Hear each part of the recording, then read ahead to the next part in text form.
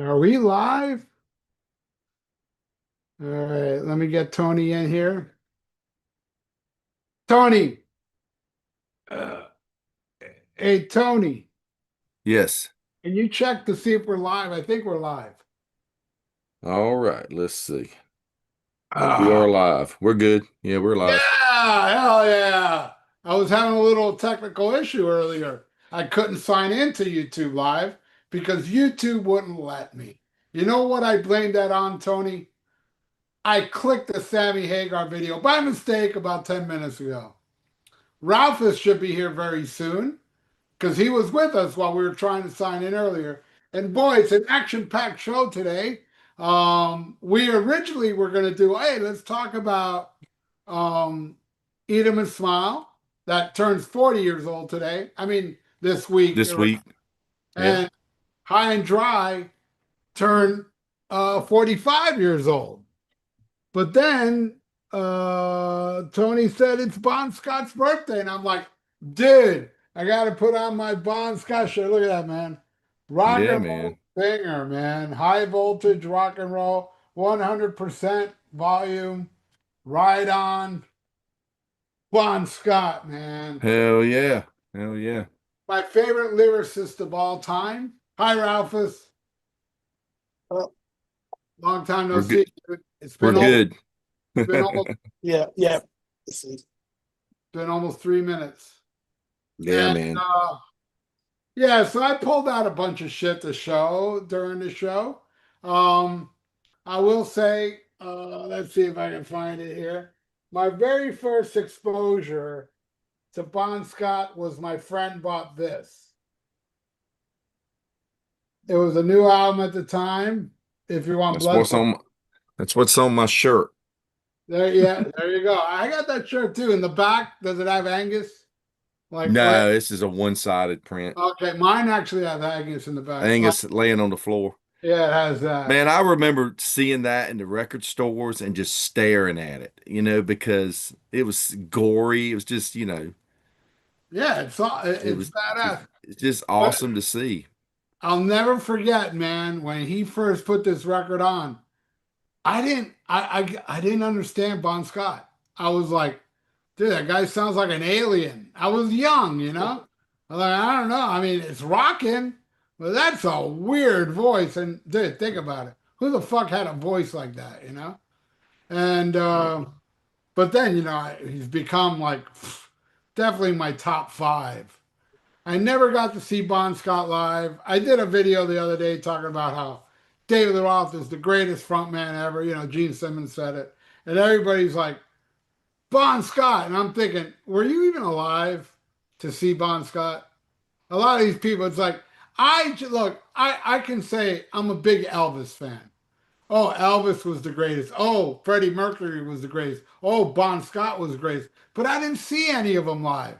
What I saw live, the greatest frontman I ever saw, was David Lee Roth. And video, which is awesome, of Bon Scott and Freddie Mercury and Elvis, I don't think does it justice in actually being there. You know what I mean? So, but anyway, Bon Scott is, definitely somebody I wish I could have seen live. My brother was lucky enough to see Bon Scott in Germany, by the way. And but that was my first exposure to Bon Scott. I thought it was like 78. That's when this came out, right? 78. Yeah. Yeah, it was in 1978. And then soon after I bought, which I know a lot of the Australian, and let me tell you something, the Australian people are cool. Nothing bad I got to say about the Australians, but honestly, our version was better. I got, in my opinion, this would be the worst AC/DC album, in my opinion, of the Bon Scott years, because afterwards, where the hell is it? I know I got it. Uh, Here it is. This is the Australian version that I want to thank Mr. D. Now, don't get me wrong, it's got some good songs, but it's got some, I think, clunkers. Well, Like, most of that album ended up getting re-released as 74 Jailbreak. yeah, and on here, some of the Yeah. songs. But And from most of the songs were on TNT.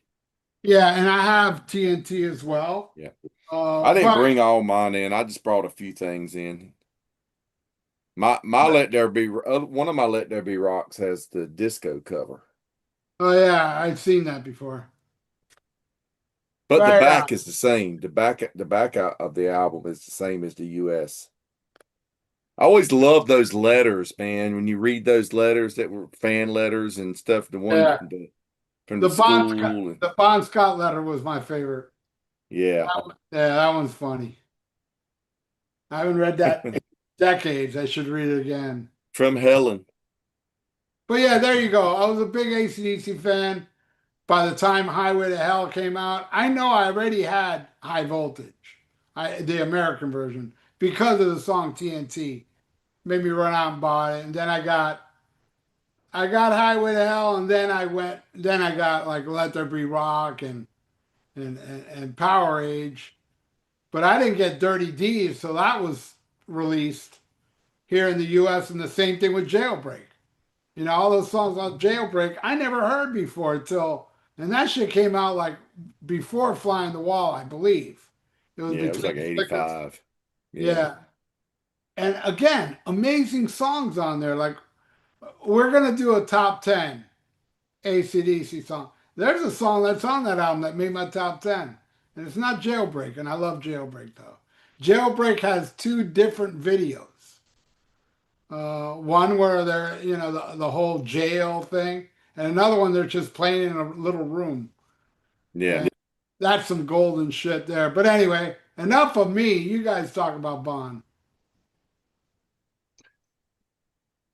You got Go ahead, count. Tom. Well, I was late to the game with all of that because by the time I got into AC/DC, Brian was already in the band. But I just remember a kid coming to school and he talked about AC/DC, and by then Back in Black was out, so he was all about that. And with those about the rock, I remember that being a new album coming out. But it would inspire me to go when I was in the record stores or whatever. I was always looking at the AC/DC album covers, and that's when I would see the "If You Want Blood" cover, and was just like so infatuated with that. And I remember seeing the Highway to Hell cover, and of course, by then, you had the preachers on TV and stuff talking about Antichrist, Devil Child. That's what AC/DC meant, or after Christ, Devil comes, saying, the Bon Scott's wearing a pentagram around his neck and all that bullshit. So it just made me even more infatuated with it. So, but yeah, the first thing I ever got by AC/DC, I think the first one I ever purchased was for those about the rock, actually. And kind of just went back and just discovered them through I think maybe the second one I got was Highway to Hell. And just, over the next few years I just pick up whatever was out. And but Powerage is probably my favorite AC/DC record, and that one is with Bond. My favorite as well. So I found them really early on. Like we've talked before, like Kiss is the band that I get into first as far as asking my parents to get me an album. But in little when we were little kids in school, in like fourth and fifth grade, I remember when it rained, we had these classrooms where there was a separator between the two rooms, and they would open it up and they would let you play records. I probably told the story a bunch of times, but they let you play records, and people used to bring in shit. I used to hear like that Michael Jackson album with the white socks on it, and then you'd hear Billy Joel a lot. But the things that caught my eye were in my ear was Pink Floyd's The Wall, because that teacher, leave those kids alone. I thought it was like an anthem for little kids to yell back at the teachers. And the other Mhm. one was AC/DC, She's Got Balls. 'Cause we just thought it was the funniest song. We'd start walking around. She's got big balls. She's got the biggest balls of them all. And we just thought it was like funny as hell. And it was so juvenile. Like But that was the first song I ever remember liking. But I didn't get the album for a few years later because I don't got any money until I get a paper route in like sixth grade or so. But I joined Columbia House and I start getting everything. But my first album getting was Back in Black. And then I kind of went backwards and got like kind of just like Tony, like whatever you came around and got when you seen it and it was cheap or used or whatever because you didn't have much money to spend. I do remember getting 74 Jailbreak though because me and my friends were little juvenile delinquents and we used to go to the record store and we didn't have any money, so we'd all chip in and buy an EP because that was the cheapest thing to get. And then we'd have a bag with an EP, and then one of us would stand with the bag up against the shelves, and as they flipped through, we picked out which ones we wanted, and the person would act like he's putting it back, and he'd be putting it in his bag. And we buy for one EP, we get like 10 albums, but we'd have to split it up and stuff. I remember 74 Jailbreak was the one that we did one time, and yeah, and they've just been one of those bands that I never stopped liking. Me and Tony did an AC/DC ranking, and it's kind of like when I do a Sabbath ranking, it's like it could change every time when you get down to the number one album. Mine was always like Power Age for years, but when we did that, I think Let There Be Rock snuck into number one for me for some. It's just like the next time I do it, a different one will keep. I mean, yeah, it could be any of those early Bon Scotts. Definitely a Bon Scott album. Though. They were all in my like top spots, you know. And I had so much stuff that I could have brought up. We kind of called doing Bon Scott late, so I just concentrated on coming up with 10 songs. But I always have this with me, my AC/DC tribute. It's hard to see, but it's the lightning bolt on my middle finger. That's my tribute to Bon. Cool. Hell yeah. Yeah, they've got they've got a Bon Scott birthday bash going on tonight in New York City at the Cutting Room with a bunch of celebrity musicians and stuff paying tribute to him. That should be pretty cool. Yeah, my friend Eve is going. She sent me a text earlier after Tony texted me about Bon's birthday, and I was like, "Ooh!" And then she texted me, "I'm going to Bon's birthday bash in New York." I was like, "Oh man, I'm doing a show tonight on Bon." Right on. Yeah. Okay, I just pulled out all the record. All right, this is TNT. It was much better when these songs were on high voltage in America. I know the Australians, they get pissed at me, but look, I have nothing against Australian. Especially, they've been through a lot, man. You know, did you know that all the babies in Australia were eaten by dingoes? I bet you didn't know that. Maybe the dingo ate your baby. Yeah, the dingo ate their baby. This would be a very, I would have to say a very close second place. This album's fucking phenomenal. Every Yeah. song's a fucking winner. I just love the hell out of that one. Here's a bootleg I got from Old Wardolph in San Francisco, 77.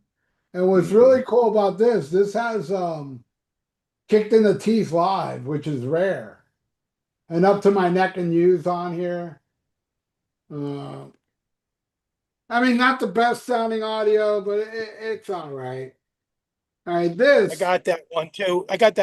I think there's a live video of Kicked in the Teeth from probably that tour. I don't know. It's from that actual. Wow. Have you guys ever watched the Live at the Apollo concert? Yes. So, that's basically the same show as what was released as If You Want Blood. Yeah. Riff Raff. Yeah. Yeah. Oh yeah. And I got this too. It's a amplifier box set. And it actually works. You can plug it's a a working guitar. amplifier. It's a working amplifier, and it's got all the rarities, and it brought this vinyl here where the song Crapsody in Blue, which was on Let There Be Rock, the other version. Cold Hearted Man, I'll talk about that in a second. And Stick Around, I really dig that song. It didn't really make anything. School Days on it. Nope, that's on the TNT one. But Carry Me Home, that's another good one. But there's some song I never liked Rock and Peace. Mm-mm. I never liked Love Song. And I never liked Cold Hearted Man. But other than that, it's good to have, man. And then we got this one. This is a rare one. Um, Bon Scott and the Valentines. That's Bon Scott right there. Bon Scott was in two bands before AC/DC, the Valentines and Fraternity. Fraternity was more of a hippie thing where Bon's playing a flute and shit. This is more like bubblegum pop. But what a life, man, this guy led, in 32 years. He lived like a million lifetimes, really. And of course, That's something new. I see you got sticker on that, so that's something new that you got there. It's not like an old vintage.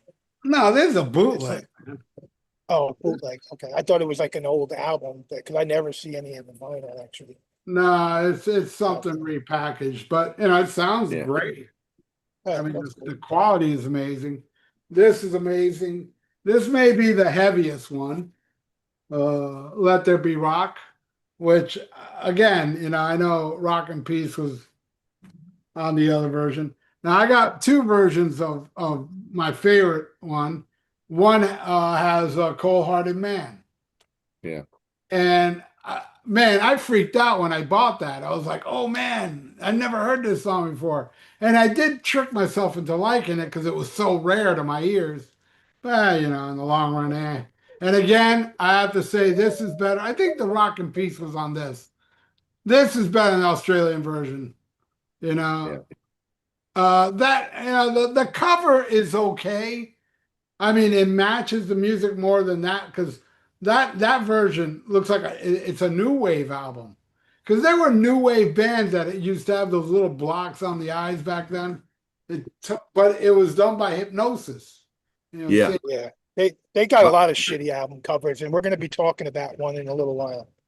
my favorite part of that is you flip it around, Ralph, the other side, the people aren't there anymore, but the Yeah. but the black bars are still there in the Oh, wow. places. I never noticed that. That is too funny. I've never noticed that before. And somebody recently took a picture of that hotel.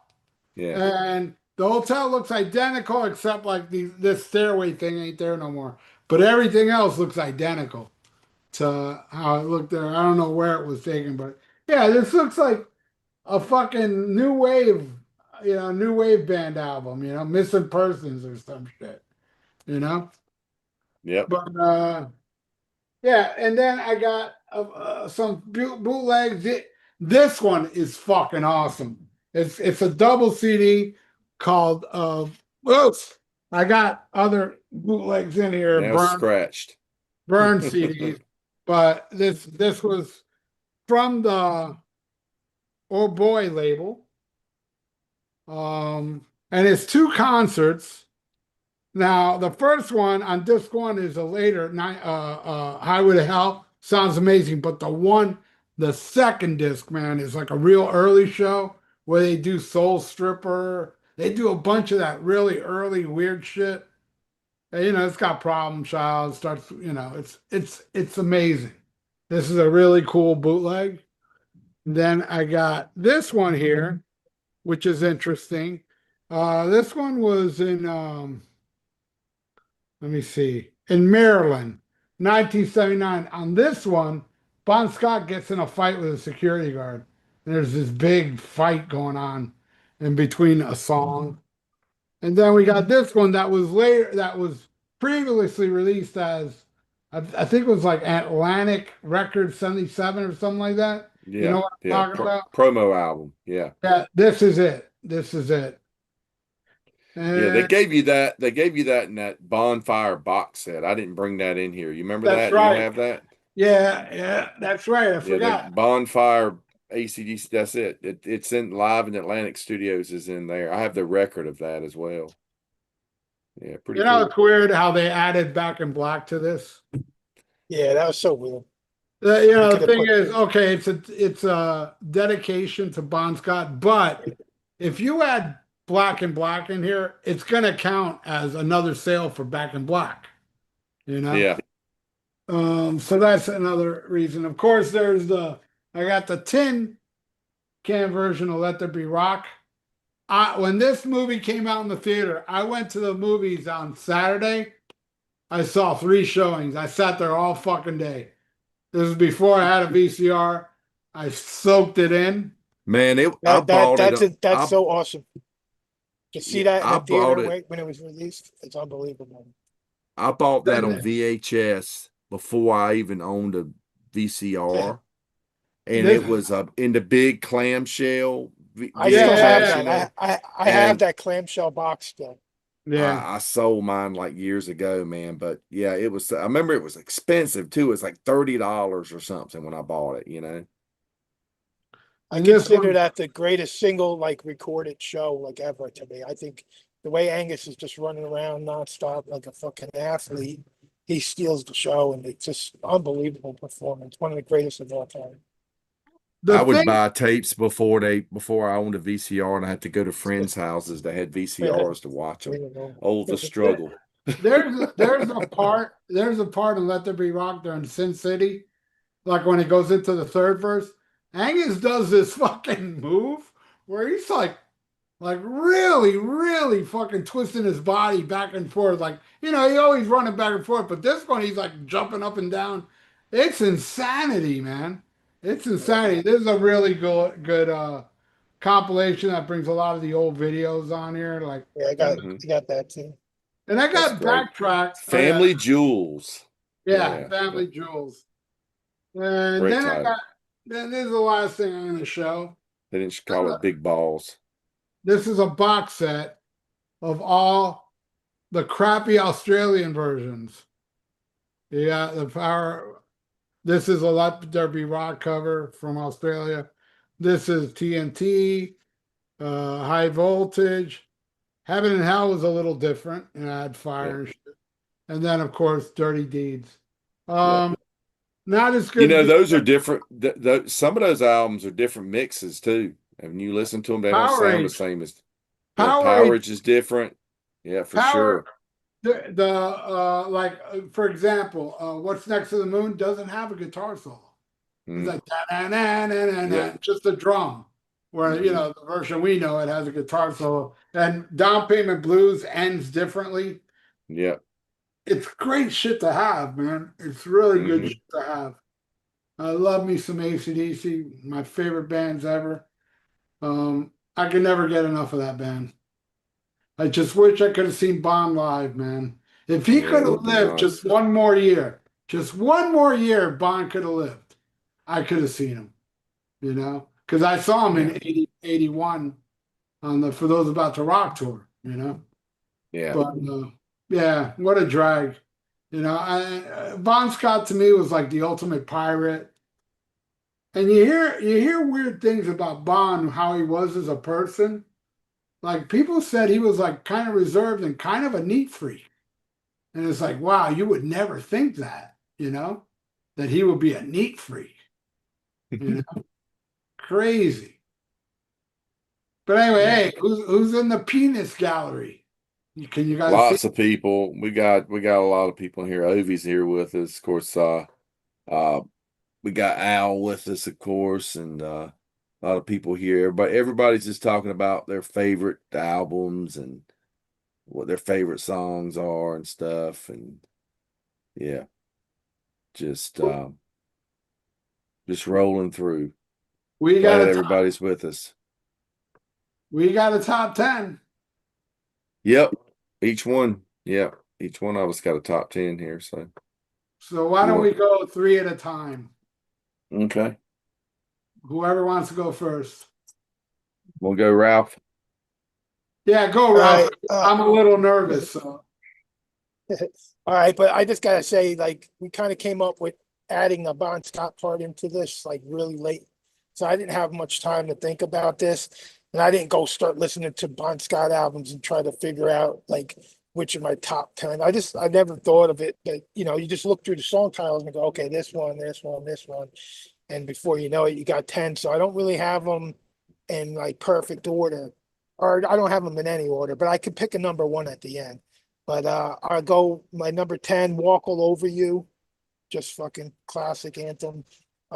Riff Raff, number 9, and the song we were just talking about, Kicked in the Teeth.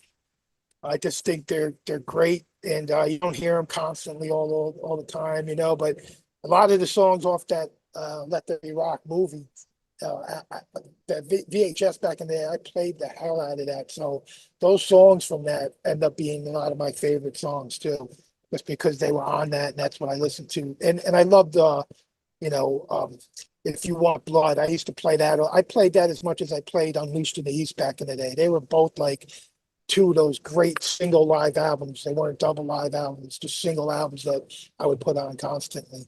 But yeah, that's my first three. Wow. Angus. Angus. That's just so awesome. Yeah. In our in the peanut gallery, Bino One Eye says, I'm from Melbourne and AC/DC used to play my local ice rink just after the original High Voltage album was released. Was Very that cool. before or after a dingo ate your baby? Hey, Gotta watch. Australia rules. I gotta say, man, Australia was my second biggest market as far as my band goes. It was Germany number 1 and Australia number 2. Those were the two places in the planet that sold more. We sold more in Australia than we did in the States, you know? Wow. So I love Australia. Australia is awesome. Right on. Right on. That's amazing. Imagine to go see fucking was it Bond? Or was it what's his face? What was his name again? Dave It Evans? says right after the original High Voltage album, so it would have been Bond. Oh yeah, it's Bond. Because Yeah, Dave you think Evans. about what was it? Dave Evans. Yeah. Dave Evans Yeah. played down here. I didn't go see him. I should have though. It would have been But cool to see. yeah, he came down and he played shit. Like my friend told me he even did fucking Back in Black, which is pretty bizarre. But anyway. All right. Him and Al Atkins got to do a tour together. Him and Al Atkins. Yeah. I saw Al Atkins once.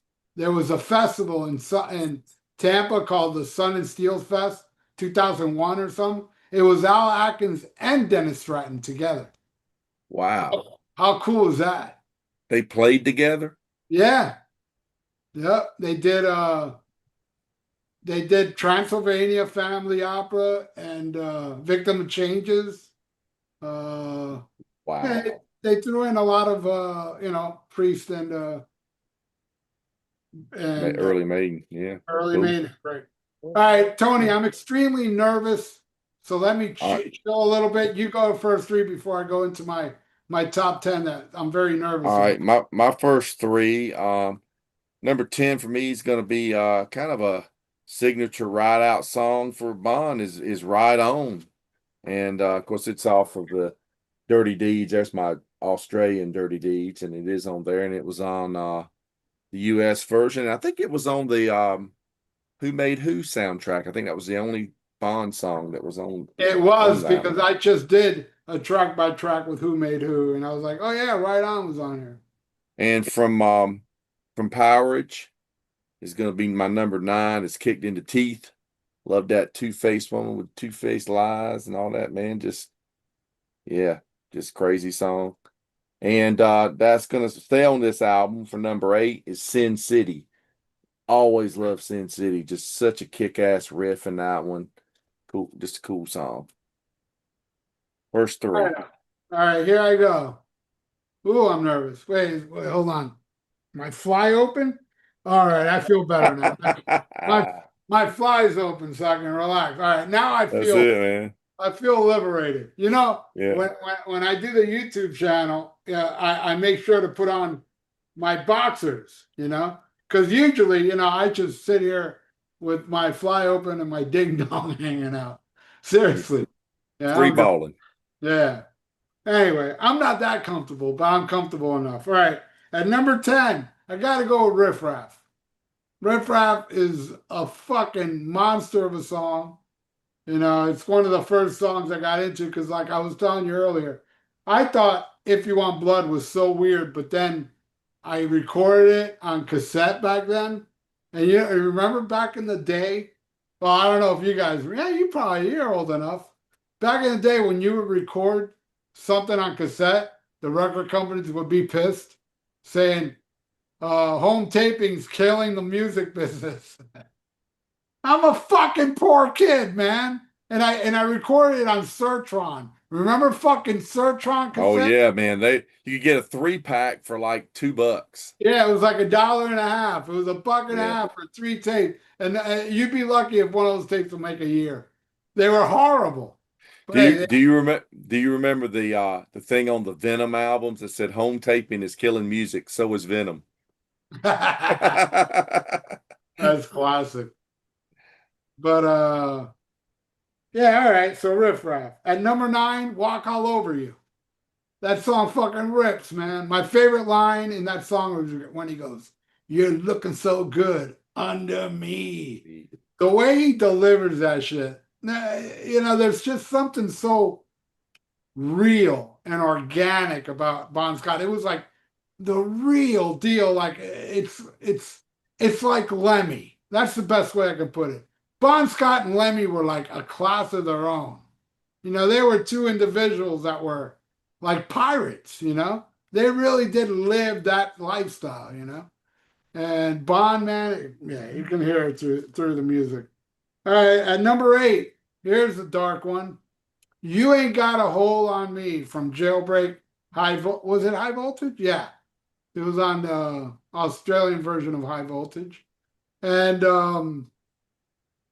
I love that song. I'm the easy rolling kind. It's just so snotty, full of fucking attitude. One of my favorite AC/DC songs. Totally. And I mean, I'm leaving some great songs out, like Whole Lot of Rosie, Let There Be Rock. I Dude, love it's hard. It is hard to make a top 10, man. It really is. I thought, oh, I can do this off the top of my head, and I couldn't. I had to go look at the albums and go, God, it's just so many songs. the thing is too, it's like, I don't know, to me, AC/DC is much, and believe me, Highway to Hell, Whole Lot of Rosie, TNT, all these songs I've heard to death. I still love them. I don't think they're bad songs at all. But all these deep, deep tracks, I like even more. As much as I love Highway to Hell, I put Walk All Over You over it, or Riff Raff, and You Ain't Got a Hold on Me. So yeah, most of my lists, I think all my lists, are pretty much deep tracks. Yeah, yeah. As I look at my list, they're all deep tracks. They're all deep tracks. Wow, All right, that's cool. that's my first 3. Ralphus, give us your next 3. All right, so yeah, I was thinking like that too, but then there was just certain songs like you can't deny how great they are. Just like you were saying, so many of them. I didn't pick a bunch of them, but I do have to go with Highway to Hell as one of them. It's just a fucking classic, and there's a reason why it's a classic. It's the same thing like when we did one time we were doing an album battle with Stairway to Heaven or Led Zeppelin 4 on it.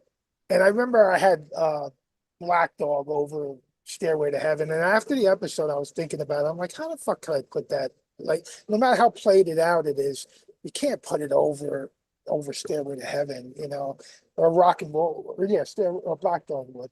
But anyway, so yeah, I'll throw in that one on. But then I'm gonna go with Sin City, which Tony picked. And my other one is gonna be Squealer. And both Squealer and Sin City were both covered by the Genitorturers. They're two kind of deep Yeah. tracks, but yeah, that's my 3. My other 3. Right on. All right, Tony, I'm nervous again. All right, next 3 up for me is going to be going back to Dirty Deeds for Jailbreak is actually on the Australian version of Dirty Deeds, even though it is on we got it as on 74 Jailbreak here in the US. But I love Jailbreak, love that song. I love the video that they used to show on American MTV all the time, the one where they're in the jail and they're getting chased by the cops and he gets shot and all that stuff. That's cool. Next up, I'm going to go to Let There Be Rock and do the song Overdose. Always dug that. Really cool song. Never smoking no cigarettes. Never done much booze. Cool opening line there. Exodus did a cool cover of it. I just got this. This is a US. This is an Australian pressing, or actually a New Zealand pressing, with the guitar staff on the cover. I've been trying to find one of these for a while. I had a bootleg of it, but this is actually in the eightfold cover, and I've been trying to find it for a while. Uh, the next one I've got, number 5. I'm going back to Dirty Deeds with the title track. Dirty Deeds Done Dirt Cheap, just classic track. I mean, radio's kind of overplayed it over the years, but I never get tired of hearing that one. Just And a great track. you know that Australian version, it goes a little longer. Where Yeah, it goes, dirty deeds and yeah, that yeah, goes a little longer. And Don Bond does the little vocal thing at the end yeah. longer. I love Mhm, that's one thing I'll give you Australians. That version of Dirty Deeds is better than the version we got. mhm. Yep. But dingoes don't eat all babies. All All right, that's it. right, You went to 3? that's 3. Yep. Hmm. All right, and number 7 for me, Squealer. Fucking song. That song rips. What a great killer solo. What's the song? Oh, God damn it.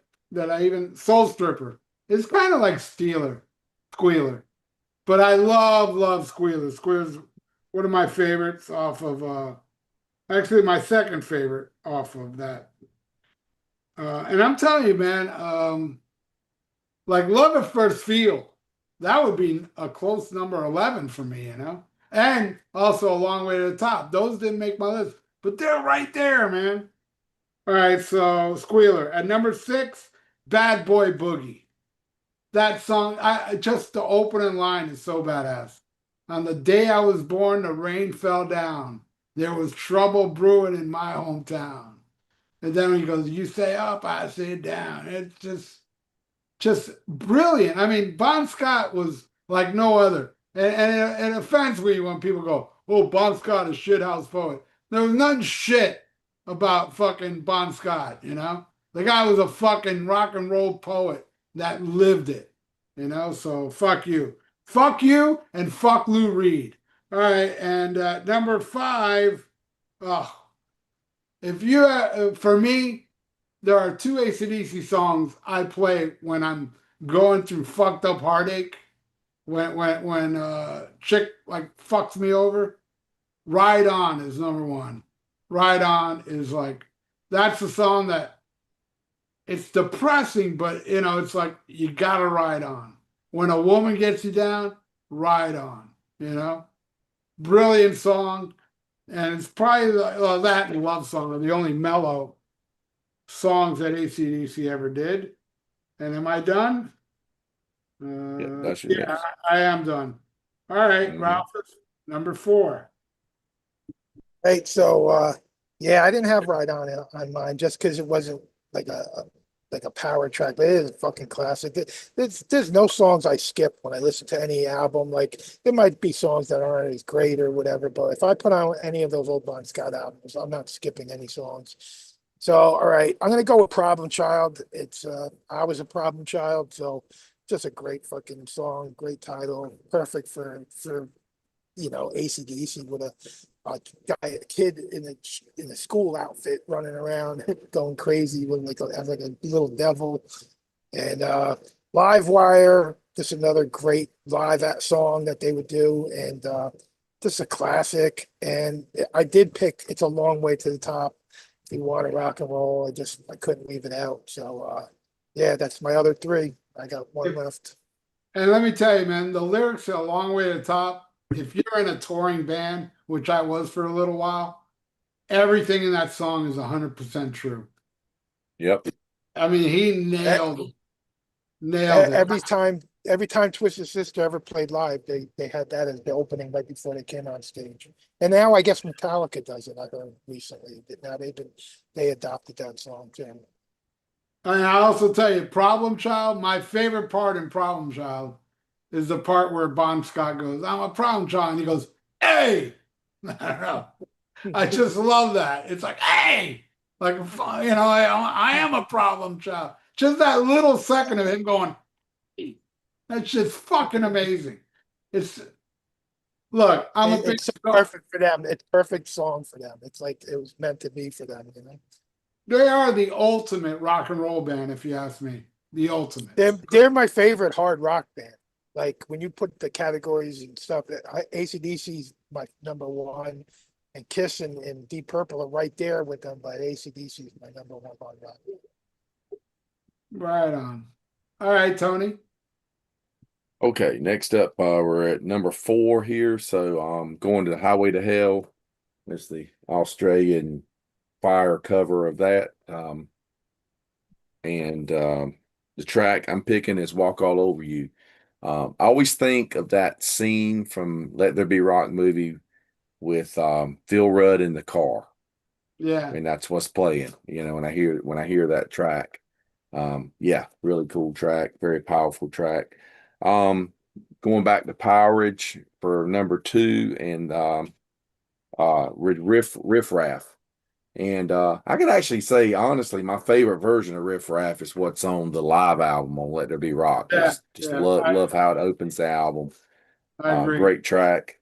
And going to High Voltage and with Livewire. Love that track. Another great Bon Scott track there. Right on. All right. Let's see what we got here. At number 4, my God, I don't know if they've ever played this song live, though I know they played it lip syncing on a show. Beating Around the Bush. That is probably one of the fastest ripping AC/DC songs ever. God damn, I love that song. At number 3, right there with Beating Around the Bush is the most ripping AC/DC song, Kicked in the Teeth Again. Now, what I was saying earlier about breakup songs, I'm depressed, I put on Ride On. I'm getting over the chick, and the chick's got to be evil. I mean, and in my defense, most of my girlfriends weren't bitches. They were cool, and I wished them the best. And I even wish the bitches the best. But when a girl is a complete bitch to me, Kicked in the Teeth Again really gets me over them. You listen to the song Kicked in the Teeth Again, it's like, why do I want to be with this person?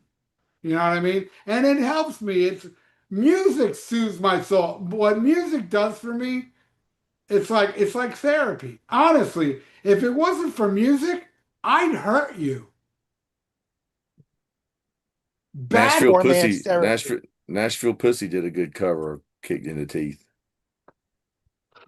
All right, and at number 2, Down Payment Blues. Eddie Van Cool Halen's track. favorite AC/DC riff. I'm not sure if it was his favorite AC/DC song, but he said that riff. And man, that's always been my favorite song off my favorite AC/DC album. Down Payment Blues, the lyrics, just the driving, that riff, it's just amazing. It's just damn perfection. It's right there. I mean, there's only one song keeping it off the top, which is another deep track. My number 1 AC/DC song is a deep track that I don't think's ever been played live either. They played Down Payment Blues. I saw one of the early dates of the Ball Breaker tour, and they were doing Down Payment Blues, and the crowd was not reacting very well. I mean, it was like me and some friends were like, "Hell yeah!" But it's such a deep cut. A lot of people just didn't know it. They probably thought it was something new off of Ball Breaker. Who knows?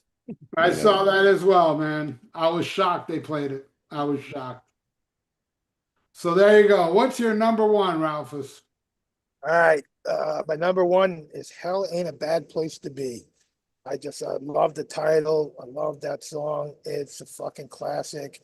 And I've told the story a few times.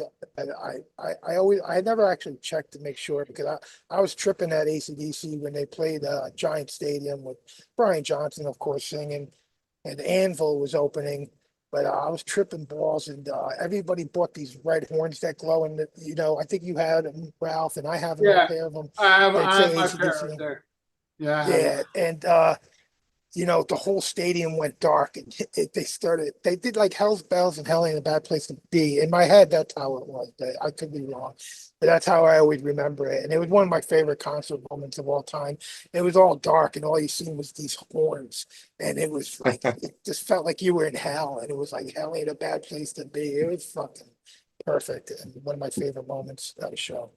Oh And man, powerful song. when Bond sang about hell, it was always kind of like hell's a party town. Like it's Sure. but when It's where we're all gonna be hanging at one day and just doing yeah, what we do now and stuff. but then when Brian came in, it came all satanic. Hell's bells, if God's Yeah, on the left and I'm sticking to the right, evil walks behind you. There's a lot of COD. yeah, it's like evil where Bond was more like party, you know? Yeah. I got that Bond book, the first one. There's another one that came out not too long ago that I didn't get, which supposedly has like really great, incredible interviews that aren't in part of the other book. I always thought the other book was amazing, though. I should have bring that out. But when I was reading that, they kept talking about this notebook that Bond had, and supposedly it disappeared like the night he died and stuff. And supposedly there's always the rumors that yeah he wrote Back in Black songs, but Brian takes credit for it or whatever. But I believe Brian wrote those and stuff. But the thing is just imagine if there was that notebook and they said, okay, Brian, you're our new singer, but don't write any lyrics because we got the next 10 albums written right here. These are the songs you're going to sing. Imagine how much better all those Brian Johnson albums would have been. I'm not saying it would have improved on Back in Black because that was a great album. And some of the first few Brian Johnson albums are great. But just imagine if they had Bond's lyrics throughout all the years, because that's one thing that gets weak with AC/DC as the years go on. It's like they got like 50 songs with rock in the title, and it's like they can't like come up with fucking nothing. It's like the same kind of lyrically, it's just boring. They come up with a cool title, but then it'll just have like weird, just Yeah. weak By lyrics, by fly on the wall, they ran out of ideas with Yeah, lyrics. they'll always have like a line or two that's kind of clever and kind of Bon Scottish. But imagine if the whole songs were just all Bon Scott lyrics. That would have been awesome. No. Yeah. I wasn't thinking, I should have invited my buddy Eddie Canestracci, who has a YouTube channel, and you got Mhm. to check out his video. How did Bon Scott write lyrics on Back in Black? Yeah, I And watched that. I watched that. he made such a great case. And Yeah. Like and like like uh you shook me all night long. It's just so many people said that's Bon Scott. Just listen to the way it's phrased and everything. yeah, but Edwin said no, and I believe Edwin. And there's books written about it too. One guy claims it was they did use his lyrics, but no, Bon Scott, he may have had a book of lyrics, but he never showed it to the band. And when they were working on Highway to Hell, they showed him the songs, but he didn't write no lyrics yet. So I don't know. I tend to believe that Bon Scott, even though I mean you listen to Have a Drink on Me, that sounds like Bon, you know. Yeah. Well, But they had the right themes, but they just didn't have like the cleverness of and the innuendos that were nonstop. But they definitely tried to come up with innuendos and stuff. Like they tried to write like Bond, but and yeah, but sometimes for a line here Shook it me all works, night and then long. the next Totally. line, Totally. yeah, there's a lot of yeah, lines but that work. Hell's Bells doesn't sound like Bond lyrics to me. Mm. Too evil. I love So that. Too. I Bond love never And it. did. here and hearing Brian tell the story about how he wrote the song and when it was storming, it makes sense. Yeah, Yeah. and why lie about it? That would be kind of cooler, like for the fans. Like I don't see why you would take credit if you didn't do it. Yeah. It's just whatever. But Hell's Bells to me is the best song off Back in Black. That song's incredible. Love it. Mean Metal Unbelievable. Mike says in the chat, apparently during the Let There Be Rock studio sessions, the band recorded a cover of Jumpin' Jack Flash. I'd You love to know hear what that. a song that's very, very I've never heard? I'm a Rebel. Yeah, supposedly they recorded that as well. Yep. They recorded it, except covered it, but there's a version with Bon Scott that nobody's ever heard. And that's a great song. Yeah. I would love to hear an AC/DC. That's amazing. You know. Though I never heard them. I never heard that they did Jumpin' Jack Flash. That's cool. Cool deal. All right, you gave your number one, Tony? No. Nope, not yet. My number one is we're going back to Highway to Hell. It's going to be Touch Too Much. Just my all-time favorite AC/DC song. Very commercial, very radio friendly, but so different. There's not another song in the AC/DC catalog that sounds anything like it. And it's definitely the power of Mutt Lange as a producer. He went in there and got something out of the band that they hadn't done before. When you hear the demo, I think it's on the Plug Me In set. Yeah. There's a Yeah. demo, and the demo sounds just like a typical AC/DC three-chorded kind of Chuck Berry riff type song. But he made, like FM gold out of them with that song. And it's just, like I said, it's just so catchy, and great guitar solo in that one, man. Just very well written all the way around. Just killer. That's a European single. One of those ones where the art department can't figure out if someone's if the negative is flipped or not, because everybody's left-handed in the photo. Right. It's amazing when that stuff gets past the QC. There is no QC department, evidently. So Very cool. Well, my number one is the same. Touch Too Much has always been my favorite AC/DC song. And I don't know if it's ever been performed live. There is footage on YouTube, them lip syncing it on a TV yeah, show. But they did perform it live with Axl Rose. But as far as performing it live, I'm not sure. But man, you want to talk about a song. I think that could have been a mega hit. A mega hit. I think it could have been as big as You Shook Me All Night Long. Definitely a better song if you ask me. yeah. It's the perfect song, the fucking everything about it, and the lyrics. And yeah, it doesn't sound like your typical AC/DC song. And the backing vocals, touch too much. Just too fucking cool. Numero uno for me as well is Touch Too Much. All right, guys. So let's go into the 45th anniversary of Def Leppard. I have it really in my Def Leppard box set thing here. This is the version with the crappy version of Bringing On the Heartbreak, but the cool song Me and My Wine. Yep. Best Def Leppard album. My favorite. In my opinion. Every song is good. I'll tell you the guitar tone, good God, it's so huge. I was already a huge Def Leppard fan because I was a big fan of On Through the Night at Bar 1980. And I don't think it's the best album of 1980, but if you would have asked me in 1980, I would have said it was On Through the Night. And I'll never forget, they said, we got new Def Leppard on the radio. And when they played it, the first thing I thought of, and it was Let It Go. They played Let It Go, and the first thing I thought of was, oh shit, they fired Joe Elliott. Because it doesn't sound like Joe Elliott at all. But my God, what a great, amazing song. Let There Be Rock. Oh, and by the way, Vivian Campbell liked I plugged tonight's show, and Vivian Campbell liked it. So hopefully he's watching. Hey, Vivian, ever since you joined Def Leppard, they sucked. Not his fault. Not your fault. Hey, was that really him? Was that really him that hit like on it, or was it? I don't know. I checked this page. It looked legit to me. I don't know. It could be. Are you friends with him on Facebook or something? No, it was on Twitter, X, whatever the fuck it's called. Oh, I don't go there much. I just go to plug the show. I think Vivian wants to rock, but he's kind of it's a day job for him, Did you see? Yeah, it's not his fault that they suck. When he plays with Last in Line, man, he's playing the Les Paul through the the Ingle amp, and he's loving it because he's getting that feedback and off, man. Because he don't get that with And it's his songs too. They probably don't let him write much in Def Leppard. Yeah. Well, he's gonna do something with Sweet Savage now. Awesome. That'd be awesome. Yeah, that's me. I love that first Last in Line album. I wasn't too crazy about the other stuff, but the Yeah, first Last same. in Line is great.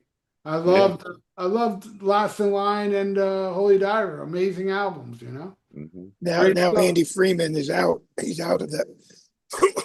Andrew Freeman's out of Lost in Line now, and Yeah, they got I somebody just saw else. he's touring with a group called Dio Rules, and they Yeah, played just in New yeah, York yes. last night, I think, because I saw some people Yeah, went I to the told show. Anthony Bramante that they were coming because he has like a connection. He's supposed to do a project with him or a song with him. Cool. So I mentioned to him, and he knew about I it. I know. think he went to the. I think Rich Catino went. Yeah. Hmm. Yeah, so there's not a bad song on High and Dry. My favorite, I have two favorite, my favorite Def Leppard song. It's two off High and Dry. I can't pick which one I like over the other, which would be Lady Strange and Mirror Mirror. I love them both identically the same. And I was lucky enough to actually see that tour. Uh, Wow.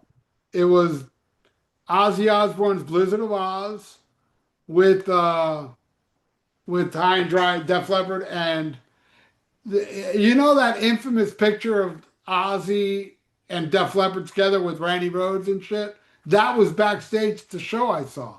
That was backstage at Sunrise Musical Theater. I So snuck that up. was this first part of the tour. Was that the first part of the tour or the second? Because I know like Pete Pardo seen him with Motorhead on that tour, Yeah, I know they but you played with caught it. Motor. You caught it with Yeah, Def Leppard? I'm not sure. It might have been the second part of the tour.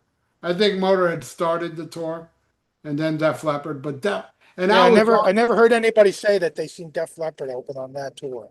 That that's really cool. it played down here, and I was front row in front of Pete Willis and Randy Rhoads.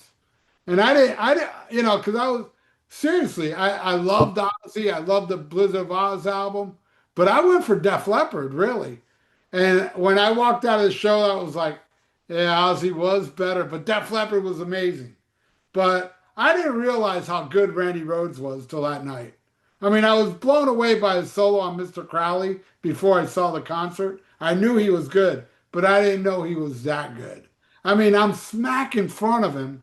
And like when they came out and did I Don't Know, and he had that cream Les Paul. And when everybody has a whammy bar, they go, whoa. Randy, with that little frame of his, would bend the neck of his guitar to get that noise. It was mind blowing, man. And he was, Randy Rhoads is known as the shy guy.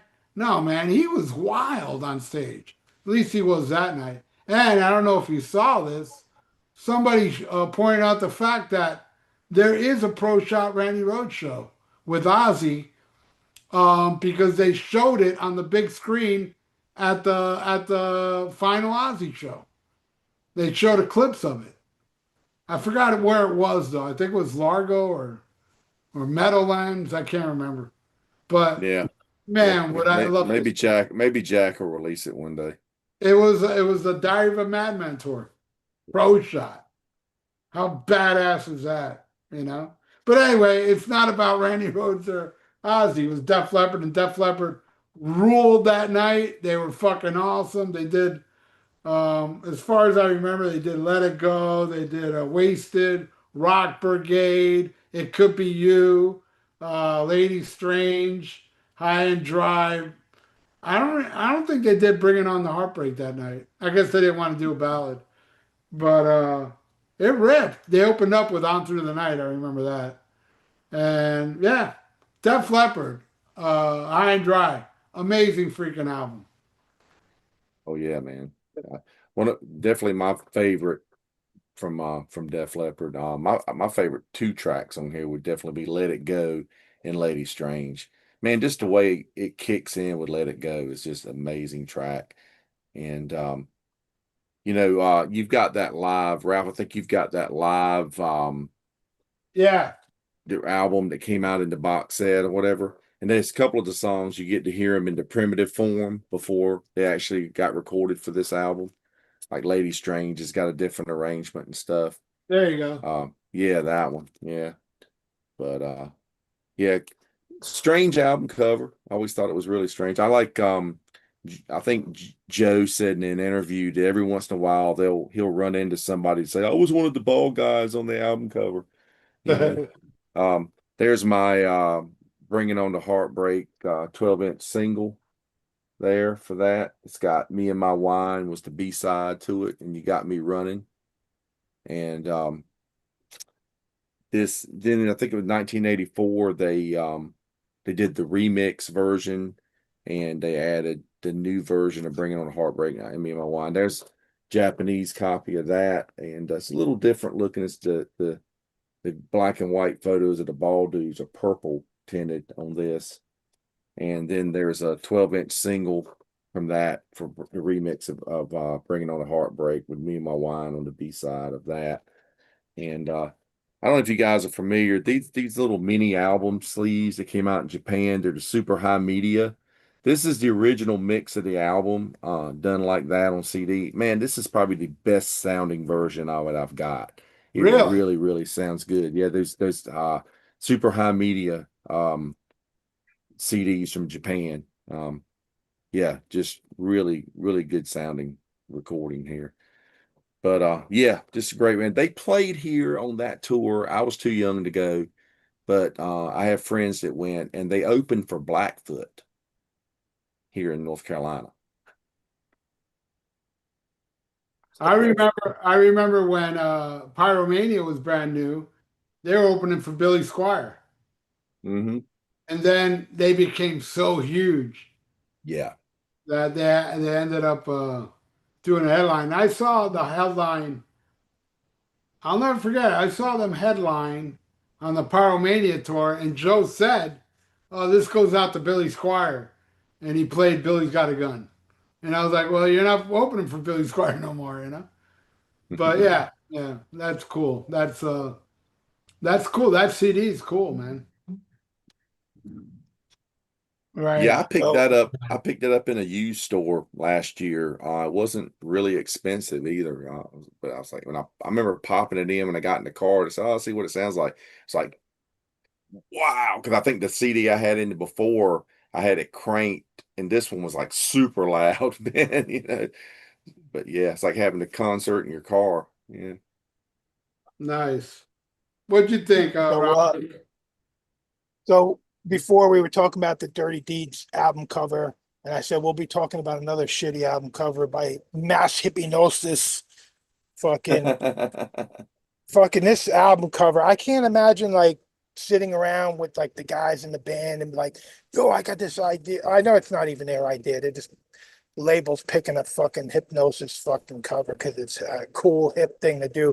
I would want to, if I was in a band, I would think that's such an important decision creating the album cover. But if the guys said to me, yo, we'll get like this guy in a red Speedo and he'll be like diving into a pool and it'll be called Yes, Hydra. Fuck that. That is fucking so fucking lame. I but hate this fucking cover. he's Yeah, floating but he's not above, so he's actually, high and yeah, dry. yeah, in his red fucking Speedo. Fuck this guy. Fucking douchebag. I just think it's fucking so lame. But I like the On Through the Night album cover, and I think I like On Through the Night a tiniest bit better just because this fucking the cover is cooler. But that's a dumb reason. But yeah, I like this album a lot. I like Def Leppard as a kid. You know, I had Def Leppard patch on my little battle jacket, and I loved the first album and this album. Then when Pyromania hit, I liked it. I bought it and everything, but that was it. After that, I was already getting a little too poppy and commercial. I was just way more of a Maiden and Priest kind of guy, even AC/DC and stuff, Sabbath, of course. But I like the darker sound.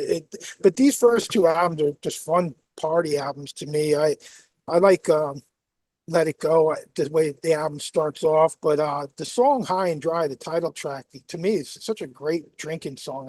It's one of my favorite songs on the album.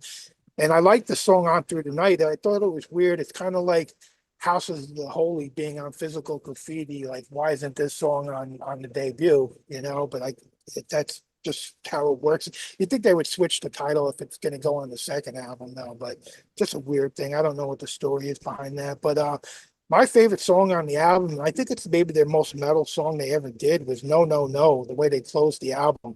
it's just like such a heavy song for them, you know. I just it got like a metal sound where a lot of the times they're like a hard rock party kind of band, but every now and again they get like tinges of being a metal band. And to me, that's the one, like if I was gonna pick a new wave of heavy British heavy metal song by them, it would be that sound. But I like it. It's a solid album. A couple of years ago, I was on either Rock Fantasy Files or Sea of Tranquility, and we had On Through the Night as like an assignment, like an album battle or something. So I listened to that, and then I liked it so much that I was like, do I like this better than High and Dry? And I played High and Dry right afterwards, and I compared them. And I thought I liked On Through the Night a tiny bit more. But after listening to this again today, I was like, you know, this is probably the better album. But they're both really good albums, the first two albums. And I've never seen them live. And today, if you gave me a free ticket to go see them, I would fucking wipe my ass with it. I wouldn't. You know, that being said, Count, I worked a gig one time for them, and it was that after that day, I had, you know, some conversations with a couple guys in the band, and was talking to I was wearing a UFO t-shirt, and Phil Collins like, oh man, great shirt, you know, because and he's like, yeah, man, when I was in Girl, we toured with them, man, they were great, you know. And I said, man, I know you're not on the album. I said, well, my favorite one of my favorite albums of all time is High and Dry, man. And I said, do you guys do anything off that anymore? And he goes, oh man, you got to. He said, what do you? I told him I was a runner. He goes, oh man, you got to be free to see the opening part of the show tonight. We're going to open with side one of High and Dry. And I'm Wow. like, wow. So I made sure I was there to see that, because they played everything through from Let It Go through That's Switch, cool. and that's how they opened the show. That was really cool. That's awesome. That is awesome. Hey, Count, you was talking about the album cover. It's Yeah, very similar. You can't see my phone here. You can't see it because it's too bright. But you yeah, guys too remember bright. the box set for Pink Floyd Shine On? Oh yeah, I have that box set. Yep, it has the That's same like, type it's of thing. almost like the high and dry. It's just that the guy lost a speedo though. He's floating Yeah, above the water. yeah, that's right. Yeah, Yeah. I yeah, think massive. Another hypnosis cover. Yeah. I think I think Hypnosis. I think that album cover hurt High and Dry. I mean, High and Dry became huge because of Pyromania. But I will say High and Dry did get a good push before Pyromania because MTV played the fuck out of Bringing On the Heartbreak. They They were yeah. playing. Yeah, They were The playing other that. two, They were yeah, playing Let It that Go and at High and High Dry and here and Dry. there. They were playing Yeah, here and there, but Bringing On the Heartbreak was played to death. But I it feel was. that album cover, I'm sure deterred because if that album cover looked like Pyromania, if it looked like yeah. that, cartoony, I think it would have done much better. I think that Hypnosis album cover totally ruined it. Yeah, Hypnosis, especially to like Pyromania, a little I kid. think I was a little kid at the time, so to me, it's like, what is this? Like, it doesn't say anything. We're on through the night. It's like, oh, cool, like a truck, space trucking or something. Just Yeah. something kind of cool and different, you know. But yeah, High and Dry album cover is fucking horrible. It's like, except balls to the wall. It's like fucking such a great album. What a fucking crappy cover. It's one of the albums I always bring up as one of the shittiest album covers of all time. Fucking hate that album cover. Like, and I always just picture the guys sitting around going like, "What are we gonna put on the cover?" And it's like a guy holding a ball by his fucking black speedo and his hairy leg. I don't know. I ain't got nothing. All right, let's just go And with you that. know, in the first pressings, it didn't even have the logo on them. It didn't even say accept. It was on a sticker. It's weird. Yeah. I think Accept released that album cover to attract Sammy Hagar fans. They were looking to hook up with London Leather Boys. Yeah. All right. So enough of a Def Leppard. Let's talk about the other anniversary. 40 years of the last Van Halen album, Eat 'em and Smile. And I The got last also, Van Halen album. That's a good way of putting it. The last Van Halen album. and I got the Yankee Rose single, which has Yep. Shy Boy. So me. Yep. So And I got, oh, I didn't even know. I didn't even notice I had the Going Crazy single. What's on the B side? Yankee Rose. Ain't that weird? Um, not the Spanish and version. yes, I do. right here. Sonrisa Salvaje. So I have it on cassette. Yep. I have Nice. it on cassette too. And Um, Ralph is gonna have it on cassette soon because it's in his box that I'm sending him oh, that I'm sorry. awesome, dude. Thank you. But it's that on cassette. I had doubles for some reason, so I threw it in You there. know, I saw someone post it the other day as well and it was another Spanish version because it was called something else with a C. Started with a C. So I guess it was packaged different in other countries, but I think he only recorded the one version in Spanish. You know, being a Spanish speaking person, that album's hilarious. Hilarious. I mean, he really does like just about everything he says in English, he says in Spanish. Like, I think it was Going Crazy where he's like, watch out with the mayor's daughter. And there's a cuidado con la hija de alcalde. That shit makes me laugh, man. Hearing that shit in Spanish is fucking hysterical. And it was Billy Sheen's idea to make that album in Spanish. He's the one that convinced David Lee Roth to do it. Because David Lee Roth can speak, he's not fluent Spanish, but he can speak it pretty well. You know, David Roth is a, Japanese too. yeah, he's very intelligent because, you know, as Alex Van Halen said, David Lee Roth, all he did all day was read books. He was He's addicted the to smartest. He's the smartest airhead of all time. it's an Mhm. act too. The whole, you know, bubbly burnout thing, it was pretty much an act. He was very, very intelligent. He didn't want to let people on that. But he's a little too intelligent. He's too intelligent for me because when he does interviews, I don't know what the fuck he's talking about. My IQ needs to be higher to understand what the fuck. And reading his book, I'm reading his book. I'm like, man, what paragraph am I in? I don't know. I don't know what's going on here. You know?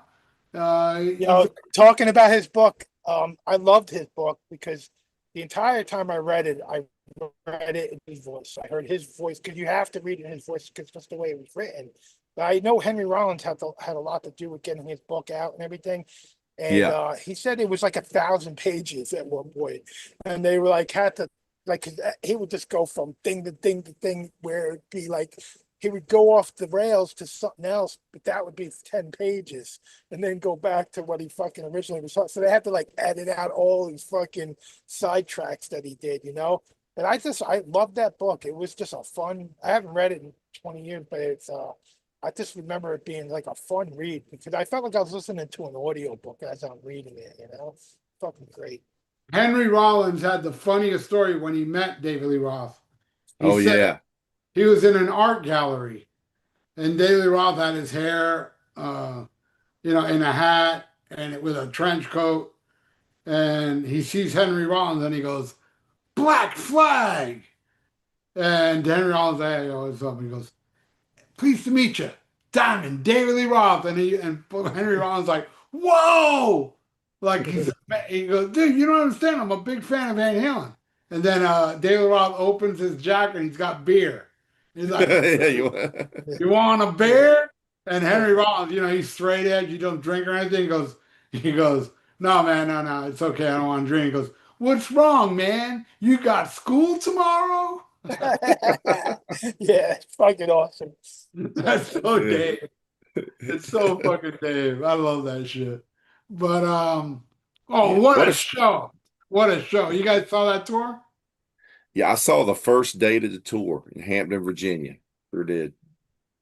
Unbelievable. That was a ripping show. I got a funny story of he played 2 nights at the Hollywood Sportatorium. I went the first night, mind blowing. The second night, I went with my friend Nick, going, man, wait till you see the show. It's going to be great. I drank way too much. That I ended up in the drunk tank during David Lee Roth. I was with a bunch of other drunk people. We're all laying on mattresses, and like I come to, and I'm like, what the fuck? And I think I'm hearing Unchained or something. Oh my God. So I get off the bed and my legs were rubber. It just fell. And I dragged myself to the door. I grabbed the knob, pull myself up, and two people grabbed me. No, get back on here. I was like, fuck, you know? And that's the last thing I remember. The next thing I remember, I woke up in my bed and I'm like, what the fuck happened? So I call Nick.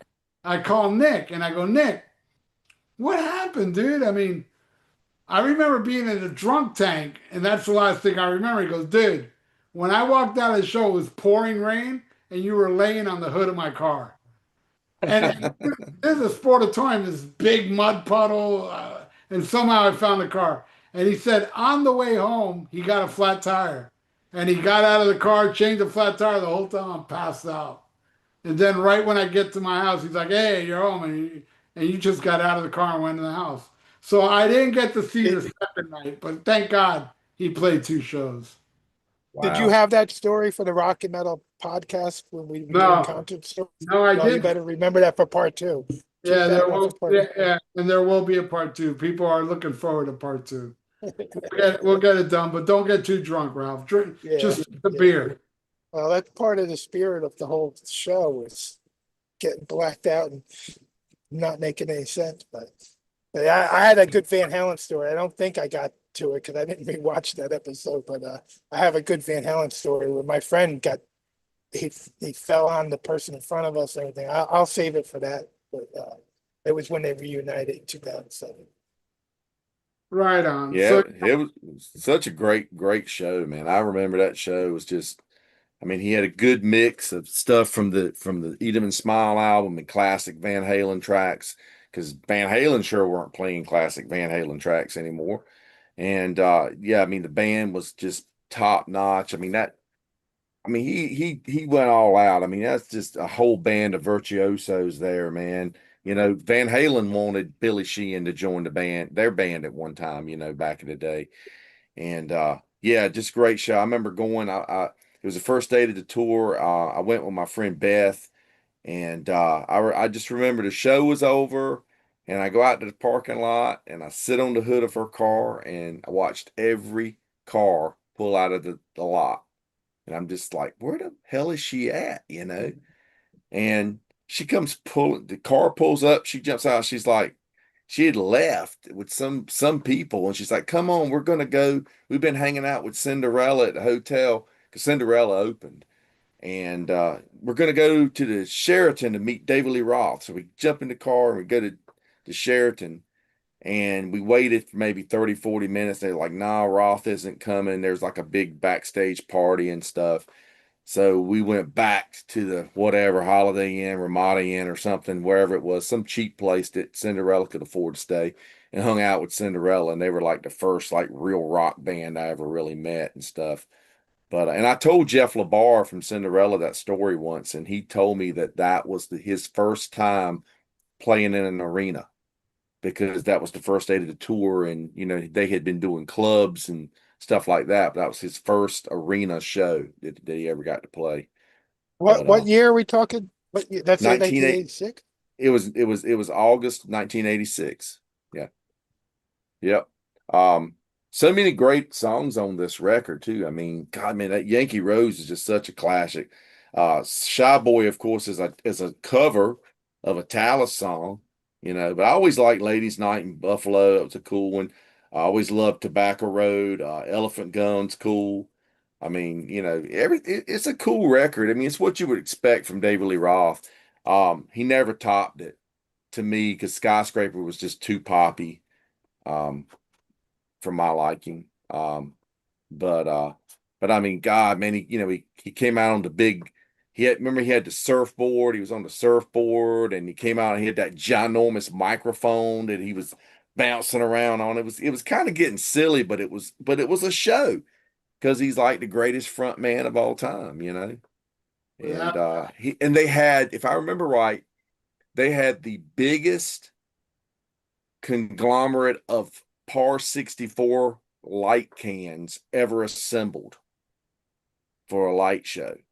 It was because I remember a friend of mine had a lighting magazine. He was into lighting, and there was a whole article about that once. But it was a just killer, just lighting rig, with the shapes and stuff that they did. Yeah, just a great show. It really was good.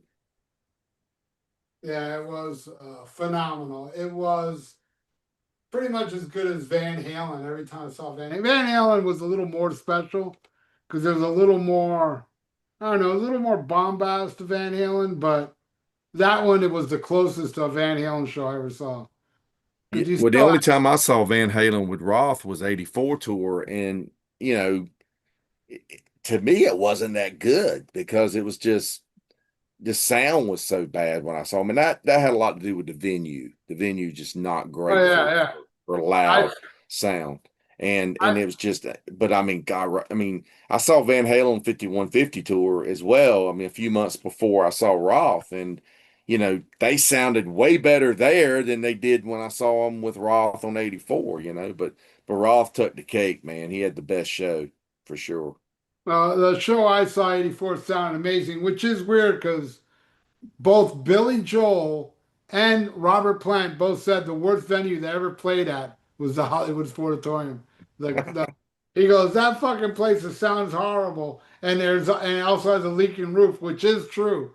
When it would rain, you'd get rained on because the roof was so leak. That place was primitive as fuck, but I'm telling you, my girlfriend, I'll grab it in a second. My girlfriend got me a Hollywood Sportatorium shirt, which is What year did it close Yeah, down and did they tear it down? it was 88. The last show there, Judas Priest ran it down with Cinderella actually opening the show. Wow. I believe there was a country show after that, but the last real show there was Priest because country don't matter, you know. But yeah, my God, the Eat Smile concert was unfreaking believable. It was high energy, and yeah, I saw the Skyscraper tour. I thought that was very disappointing, like the record. I was like, oh, this is the first time I saw David Lee Roth where it wasn't horrible, but it really was lacking the magic. And that's when it started to, tumble from. Now I Yeah. did see a little ain't enough. That was at the Miami Arena, brand new arena. Sounded like complete garbage. I don't know what was going on that night. I couldn't even make out the fucking songs. And I Wow. don't mind that album. I think I like a little more than half of a little Yeah. ain't enough. I There's some I good like shit that on it. record. I like it do Skyscraper. Oh, way better than Skyscraper, because it's got, most of it's classic day, like It's Showtime was very, Van Halen. And then Hmm. you had songs like Drop in a Bucket. Great stuff on that album. I have no problem with that album, but Eat 'em and Smile was the peak. And I think what happened was 5150 did better. So he thought, oh, let me bring a little more keyboard shit. Let me be like they were. And he failed on that. He Do you failed. think Van Halen's follow-up record was kind of the title was a takeoff of Eat 'em and Smile? Well, Was that's what a lot of people are saying. yeah. And what was the other one? There was another band too that it was stretching it. Oh, yeah, You talking this about is Gangrene? Gangrene no, had I ate one before you. this is stretching yeah. it, and I don't believe it for a second.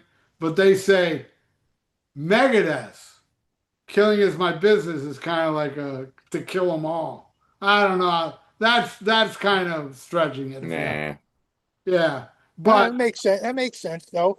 Kill them all. Well, killing is my business, motherfucker. I totally, I can see that. That makes maybe, sense. I maybe. never heard that before, but that makes Yeah, sense. well, I just recently heard it, like maybe a week ago. Yeah, I never I heard was like, that. I don't know about that. But oh, you wait one too, yeah, that would make sense. That would totally make sense. But oh my God, that forget about it. Sammy Hagar sucks. Anything that guy did, it was just All neutered, right. man. It was neutered. It wasn't Van Halen to me anymore. It was just some neutered bullshit. And Adult contemporary Van Halen. Sammy's a dork. You got like the coolest guy on the planet back then.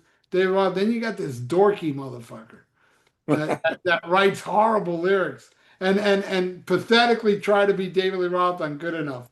Hey waitress, a rack of what? I'll have some of that. What the fuck does that mean? You What know, about someone posted on I think on the Rock and Metal podcast page that they something about when Dave heard good enough, he said the worst thing to happen to great was good enough. yeah, yeah. That sounds like But some. man, talk about how about the video for Yankee Rose, man? The characters, That's what I was gonna. Dave. That's what I was gonna get into. I remember the Yeah, video man. because 1986. I'm listening to Rain and Blood, and like Tony just said, his first band he ever meets is Cinderella. My first band is Metallica with Cliff Burton on Master of Puppets tour. So that just shows like where I'm at the time. So all I know at this time is the videos that you had the California Girls video and stuff from the Mhm. EP before, and I loved watching those videos. I thought the songs were like nothing like Van Halen to me. It was like just like trying to be a comic or something. Like it was funny kind of stuff. But then by the time this comes out, the videos, he just looks super ridiculous, even more ridiculous than ever in Van Halen, I thought. And like to me, it was just all like colors.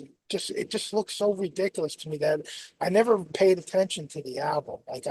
I actually haven't like I listened to it today for the first time in full, probably since it came out.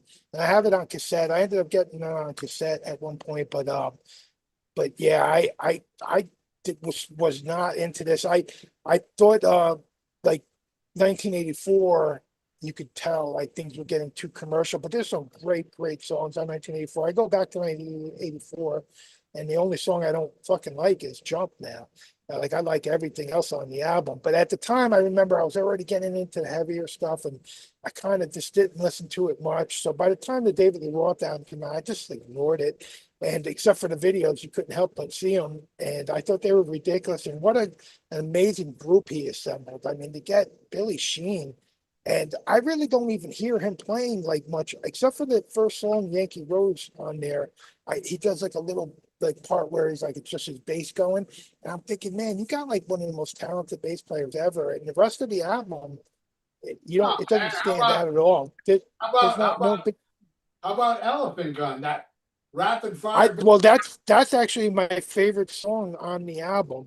Is it was an upbeat rocker, and but I don't remember, I didn't write nothing down about how the bass sounded. I actually thought like the drumming sounded more like Alex Van Halen, so that's kind of what I liked about that song. Was it Oh, had that really? Alex Van Halen vibe to it.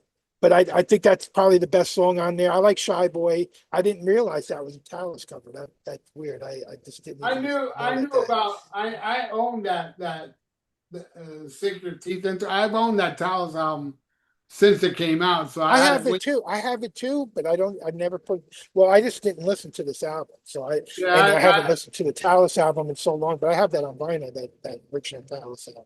yeah, I knew the Talos version. Then when I heard the Dave version, I thought, shit, this is even better. I thought it was even better than the Talos version, and that was like that and High Speed on Ice are my two favorite Talos songs. But man, Dave knocked it out of the park, and they opened the show with that Yeah. song. That's the song that opened the Yeah, that show. was cool. And I he like the and Yankee Rose.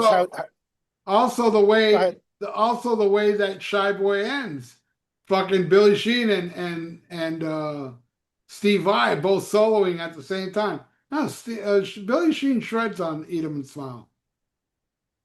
Yeah, I just don't hear too much of it standing out to me for such an amazing bass player. But the kind of music you're playing there, it's like it's not gonna stand out as much. But I love the way in Yankee Rose in the beginning, like Dave is talking and Steve Vai is like answering him or like laughing with his guitar. Like to me, that must have drove it. Like he got like an Eddie, he got like an Eddie Van Halen. It's like he was in that position where he can get anybody. And he got Billy Sheen, and then he gets fucking Steve Vai, who's fucking one of the hottest guitar players out there. But I thought that was so cool how he's like the fucking guitarist like laughing back with him and talking, kind of communicating with him.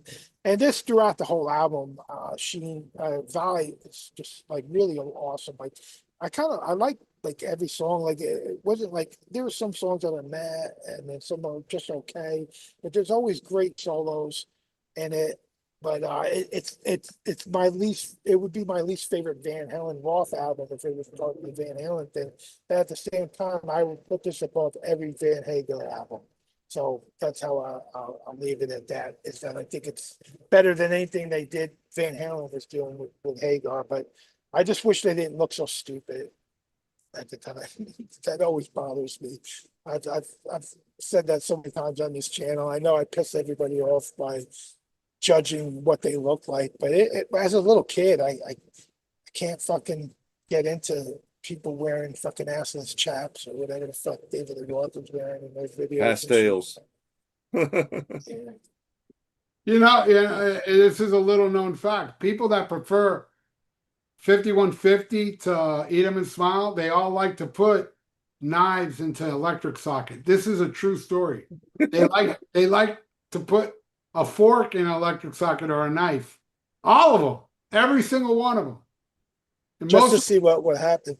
yeah, and most of them died. Most of them are dead.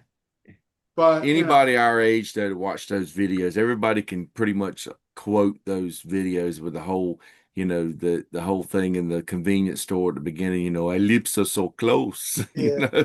Not if you were the they last were immigrant funny. grocer on earth. You would always watch them and laugh, and they were funny, and it was David Lee Roth and stuff. I just couldn't like get into it and support it. Just what was the one where he's in the look fat back suit? now and watching it. Yeah.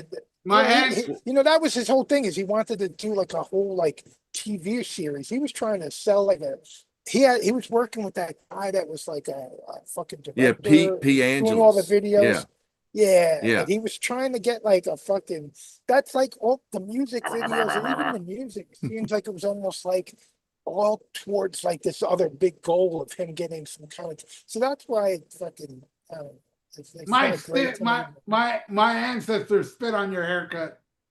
There's so many great lines, not in my store, you don't. Yeah.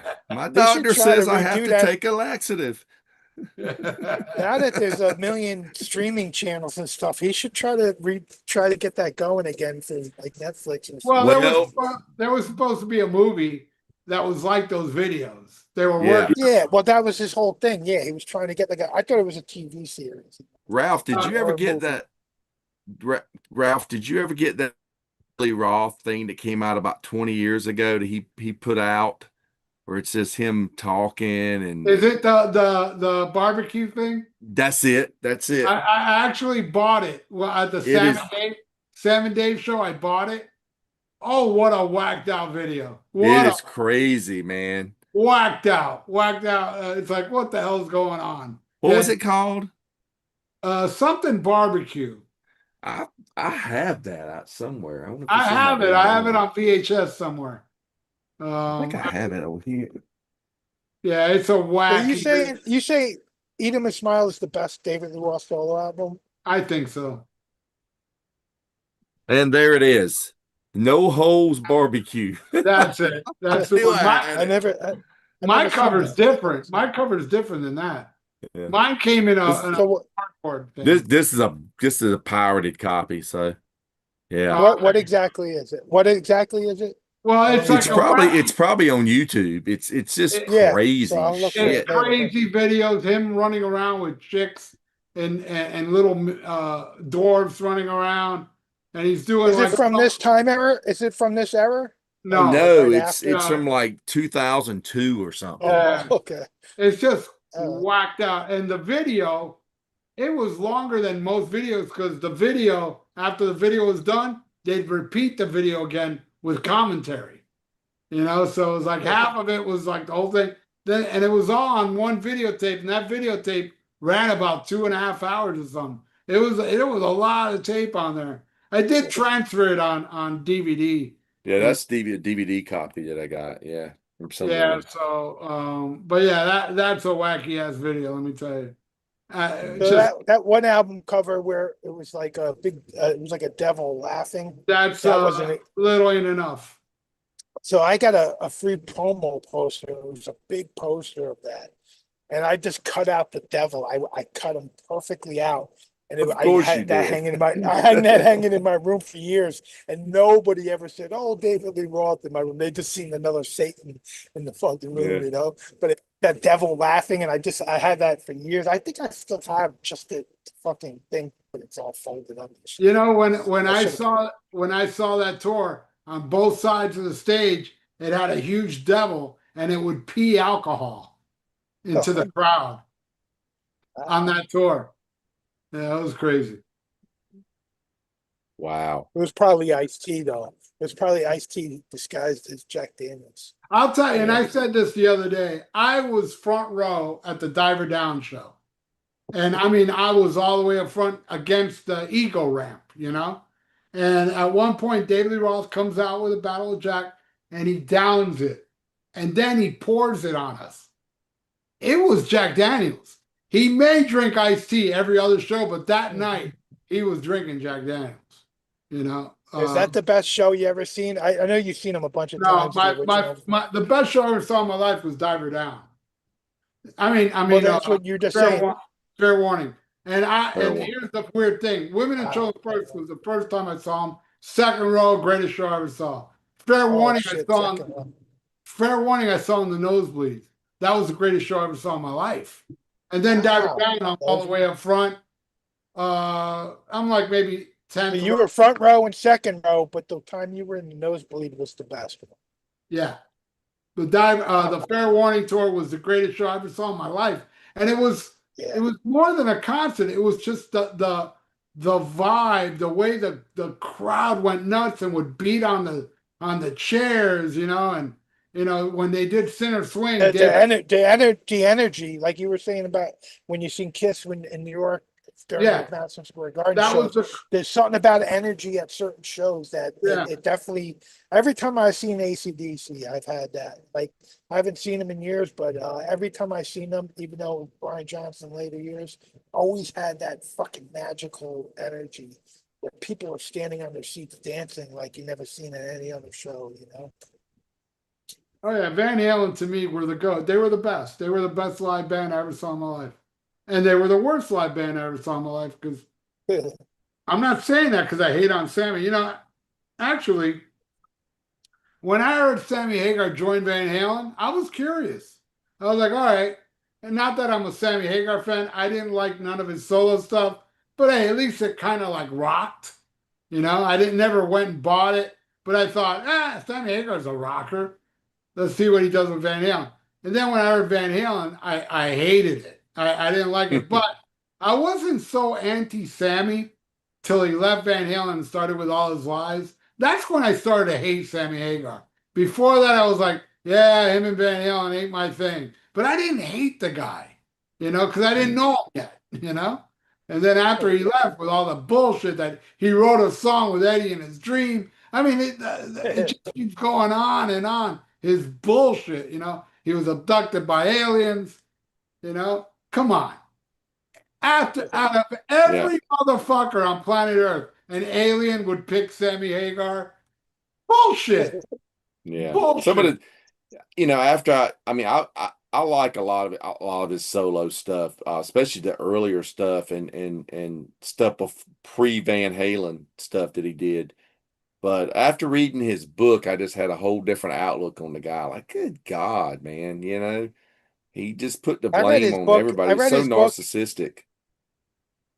I read his book at a time where there wasn't that many books out there on metal or rock or anything. So I was like kind of caught up.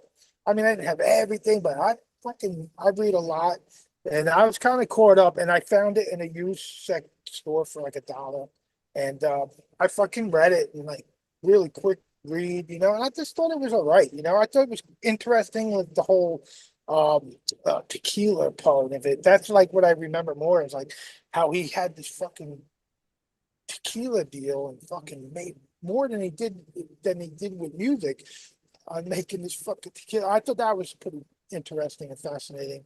But like yeah, there wasn't like great rock and roll stories or nothing in it. But I remember reading it and I got gifted a whole shitload of books recently, and I have like that guy that you're friends with. I think his name's Tim Derling.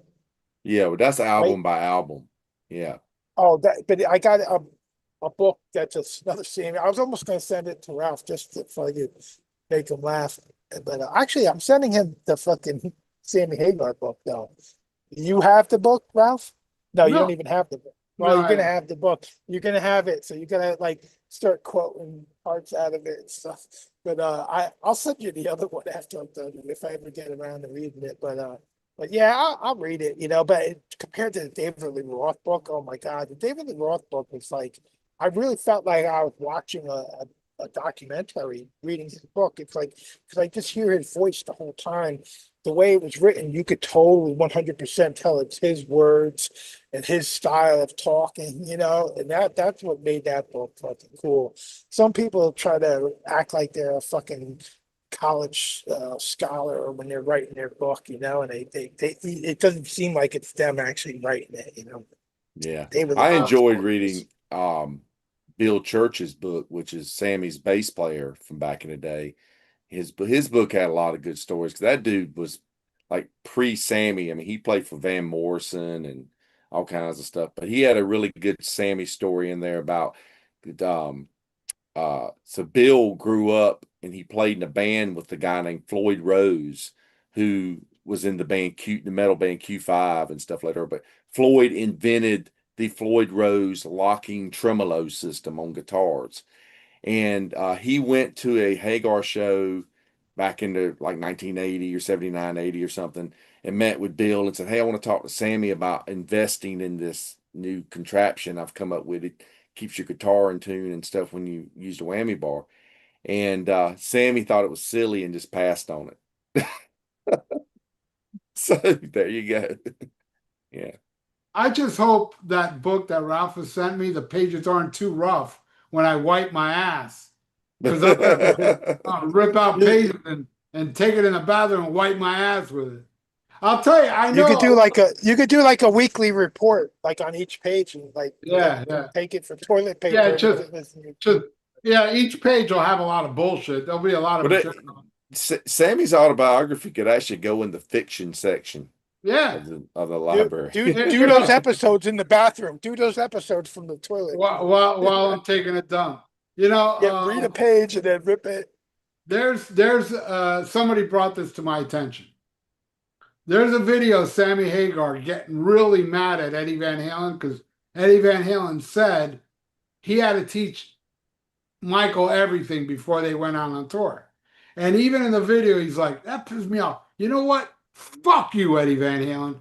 Fuck you for talking bad about Michael Anthony. Fuck you. This guy sent me an excerpt of Sammy's book where Sammy says in the book how Eddie had to teach Michael Anthony the parts before they went on show. He can't even remember his own fucking stories. You know? The guy's a piece of shit. And he's like, oh, I respect Eddie now.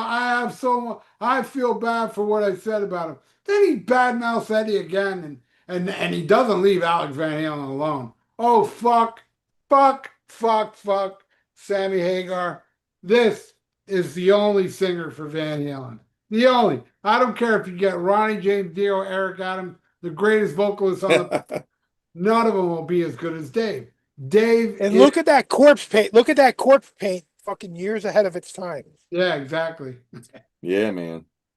Um, yeah, man, fucking amazing shit. I love, Yeah. and my favorite song on here is probably everybody's least favorite song. My favorite song off this album is "I'm Easy," and I don't know why, but I just love the fuck out of that song. And but I love Big. I wrote meh, MEH next to that song. I love It's, that song. I it's just like listened to his it today and I just wrote meh. two vaudeville for you, huh, Count? I don't know. I just like, it's just boring or just like, but at the whole time it has like this Van Halen vibe to it. Also, listen to it all these years later. I don't hate it. There's a couple songs I really thought were fucking cool. And the whole vibe though is cool. If I listened to it a lot more, I probably would get into it, but it's just I remember when it came out, I just was like so beyond that kind of stuff at all, I still love the fuck out of that album. I play it now and Cool. then. It's just a rip roaring act. It's total 80s, you know. It was the I roaring loved 80s. having a reason to listen to it today. I loved having a reason to listen to it and High and Dry again too. I don't put these albums on, like I like having a I reason play to High put and it Dry on. all the time. I love it. It's David good every Roth, time I put it on, but I just don't put it on, I can't keep up with all the fucking death metal and black metal and gore grind that I want to listen to, so I just don't go backwards unless I have to, Dave said, "When I die, I want to be cremated. And I want my ashes sprinkled on the '80s." Said, "Dump my ashes in the '80s." You could Great probably life. do that someday. Someday you'll be able to fly fast enough back into time where you could do something like that, you know? Yeah. He had the greatest back in the day. He had the best interviews. Like he's like great quotes from David Lee Roth. I used to have a drug problem, but now I got enough money. That shit's awesome. And another one. There's 3 rings in marriages. There's the engagement ring. There's the wedding ring, and then there's the suffer ring. And That's classic. he had so many killer quotes. He's Um, great. He's great as a personality, like yeah. especially compared to Eddie Van Halen. Like reading like the 2 major Eddie Van Halen books. One book was 900 pages, that Tone Chaser book, and the way he fucking burned bridges and the way he fucking treated certain people. To me, Eddie Van Halen's a prick. He was a fucking asshole. Like he was a fucking god guitar player. Loved what he did and everything, but he's an asshole. If you read everything that I read, he's one of those guys. Same thing with Chuck from Death. I think the guy was a fucking genius, and everything. He's fucking another guy. He burned bridges. You didn't do. He was like kind of like I don't know. It's like these people Look, that like, oh, you they go look out against for them on number one. one thing. You go against them on one thing, and then you're on the outs. You're on the out. Like Eddie was fucking such a douche like that, and that has a lot to do with all his drinking and whatever, you know. But Dave was definitely cooler as far as I'm concerned. He was funny as fuck in the interviews and stuff, and he was smart, like you said. He could speak multiple languages and everything. I mean, those guys, Eddie and Alex, both come from Denmark, and they spoke 2 languages and stuff like that. No, But I think Dave was the cooler. if you read Noel Monk's book, was it called Running with the Devil? I can't remember. Yeah, Yeah, yep, he said Eddie Van Halen was a complete douche. His Yep. ego was out of control, and he talked so good about poor Michael Anthony because they really fucked over Michael. They fucked him Oh, over big yeah. bad. time. That Big whole time. Yeah, that sickening what they did. But that was even It's like before. Bill Ward. It's like Bill Ward. It's like the Yeah, whole Bill Ward yeah. situation. In 1984, they told Michael Anthony, "Look, you're gonna have to give because Van Halen, all their songs were co-written by all 4 members, Yeah, even if they had yep, nothing to do with it. And Michael yep, Anthony didn't have much to do with any song, so they got pissed at him. And Michael Anthony was such a nice guy. And then that final tour with Sammy, they said, "Look, if you're gonna go on the tour, he was a paid salary." And yeah. Michael did it because he Unbelievable. thought Michael thought, all right, this is going to be the last time that people are going to see Vangina, And Yeah, and David Lee Roth on Rolling Stone magazine during that reunion, he said he wished Michael was back in the band. He said that yeah. shit I remember that. Yep, while yeah. they were That's great. touring. Yep. And Yep. when And Michael, even Wolfgang kind of at the end when it was all over with when they were talking about doing some kind of thing at the end. Supposedly Wolfgang was all about getting Michael back in the band and them doing like a final tour or whatever, you know. But even he was like, "Yeah, we gotta get him back in the band." Like I seen Van Halen twice. Both times were without Michael Anthony. And that sucks, you know. And not that Wolfgang didn't do a great job. He's the bass player. He fucking held it down, no problem. But I would have rather fucking seen the original fucking lineup, you know. And I can never say that I've seen that, you know. Yeah. and when Michael Anthony's grandchild died of some weird disease, so Michael Anthony did a fundraiser for his grandson that died, and David Lee Roth gave something, I forgot how much, but thousands of dollars. David Lee Roth, Michael Anthony talked about it. He goes, "What the hell?" So he wrote Dave, going, "Dave, did you send this?" And Dave wrote back, "Yes, it was me. Take care." That's all he said. Because I think at the time, Dave couldn't be talking to Michael Anthony. It was a weird Yeah, time. When David Lee Roth came back to Van Halen, it was a weird time because they did no press. And when they got nominated to Rock and Roll Hall of Fame, Dave didn't show up. That's some fucked up shit. Dave not showing up, there must have been some bullshit going on with the Van Halen brothers, yeah, you know? But hey, Yep. yeah. like I said a million times, Alex was a prick too. Like no, when you read Alex about was Dude, how he treated his drum techs and stuff. yes. He was like a Well, fucking well, just a total asshole. according to No Monk, Alex was the worst out of everybody. He was a Yeah, complete it's prick. weird. But like Yeah. what I've said a million times, all these records behind me, I think all out of all these records behind me, the only band that didn't have no douchebag was Rush.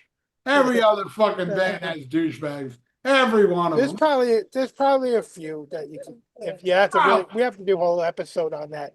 Like, but who knows, unless you read books on every band and stuff, and every band member has a different version of who was the prick, and it's just one of those things. But it's almost better not to know how you made the movie sometimes because it ruins the magic. And it's the same thing with music. It's like I read books endlessly on music, and the more I read, the more I'm like, kind of disappointed. And I, Richie Blackmore was a fucking idiot. Fucking this guy's an idiot. This guy's an idiot. Like they just like you love these guys, you worship, but you don't want to hear how fucking lame they were and how they treated other people for fucking no reason. Like they just being assholes at times. The ego is such a fucking horrible thing. That's Yeah, I why we had got to to, keep this.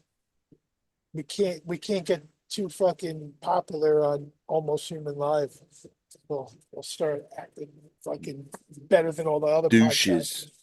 all I can say, I don't have to read no book on Armored Saint to know one of them's a douchebag. I'll leave Almost it at every that. band has. Every band has one. Yeah, every band, Sure. even my band had douchebags. Me, one of them. But whatever, man. Fuck it. I mean, what matters is the music in the end. I mean, Yep. I don't think Yep. in the history of music, other than Gary Glitter, I think the biggest douchebag was John Lennon. Seriously, you want to talk about a hypocritical piece of shit? The fucking son shunned. He abandoned his son. Then he writes a song called Imagine, where he says, "Imagine no possessions," where he owns a mansion in England, West Palm Beach, and an expensive apartment. That guy was a complete douchebag. I loved him though. He was my favorite Beatle. But I can go on and on. Name me a band. I bet there's a douchebag in every band. Well, maybe not Yep. AC/DC. AC/DC seems like another cool No, band. you're wrong. You're wrong. I'm sending you a book right now by AC/DC. You said you didn't have it. It's by Mick Wall. The best. I got like 10 AC/DC books. It's the best AC/DC book. Malcolm Young was a little fucking prick. He was Oh, a fucking prick. He was a fucking short man complex. They fucking punched the fucking Evans in the face. The guy Evans was fucking like 6 foot. He would have crushed him. But he was like, it was his Didn't they get band. in It a was fight him. with Van Uh, Halen? he pulled a yes. knife on fucking Geezer Butler. He pulled a knife Yeah. on Geezer Butler. There's fucking, he was a prick. You don't want to hear that, but I'm telling you, that book, if you get around to reading that book, Mick Walsh, AC/DC book, is the best by far because it's written from the outside. So it's him going and interviewing everybody he can, and you get all these stories. Where if it's an AC/DC book, then Malcolm Young's going to be a fucking altar boy. But yeah, AC/DC's not one. He's definitely one of those ones. When I read that book, I was like, man, that little fucking pipsqueak.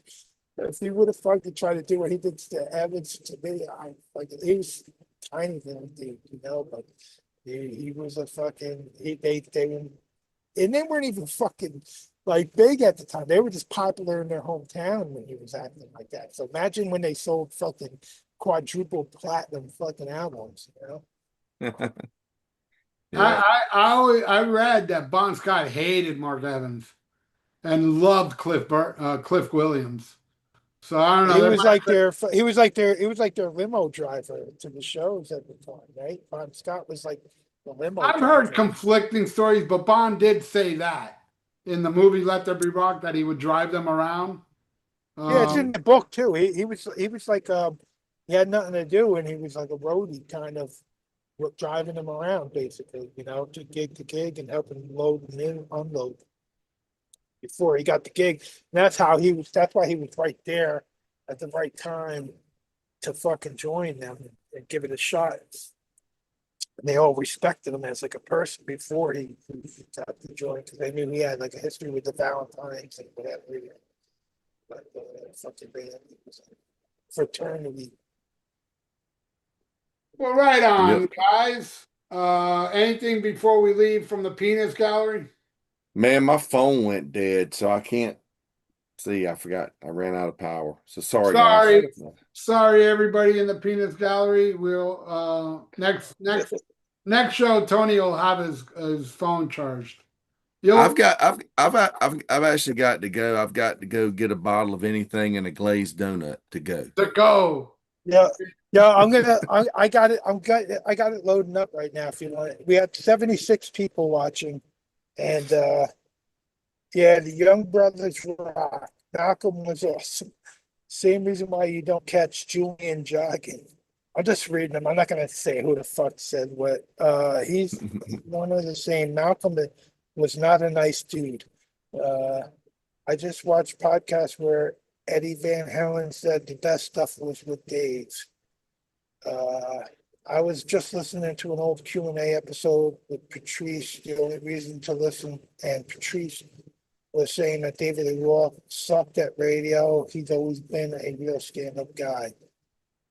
I used to jog, but the ice cubes kept falling out of my glass. David Lee Roth. Yeah, Oh, that's classic. I remember Yeah, that. classic.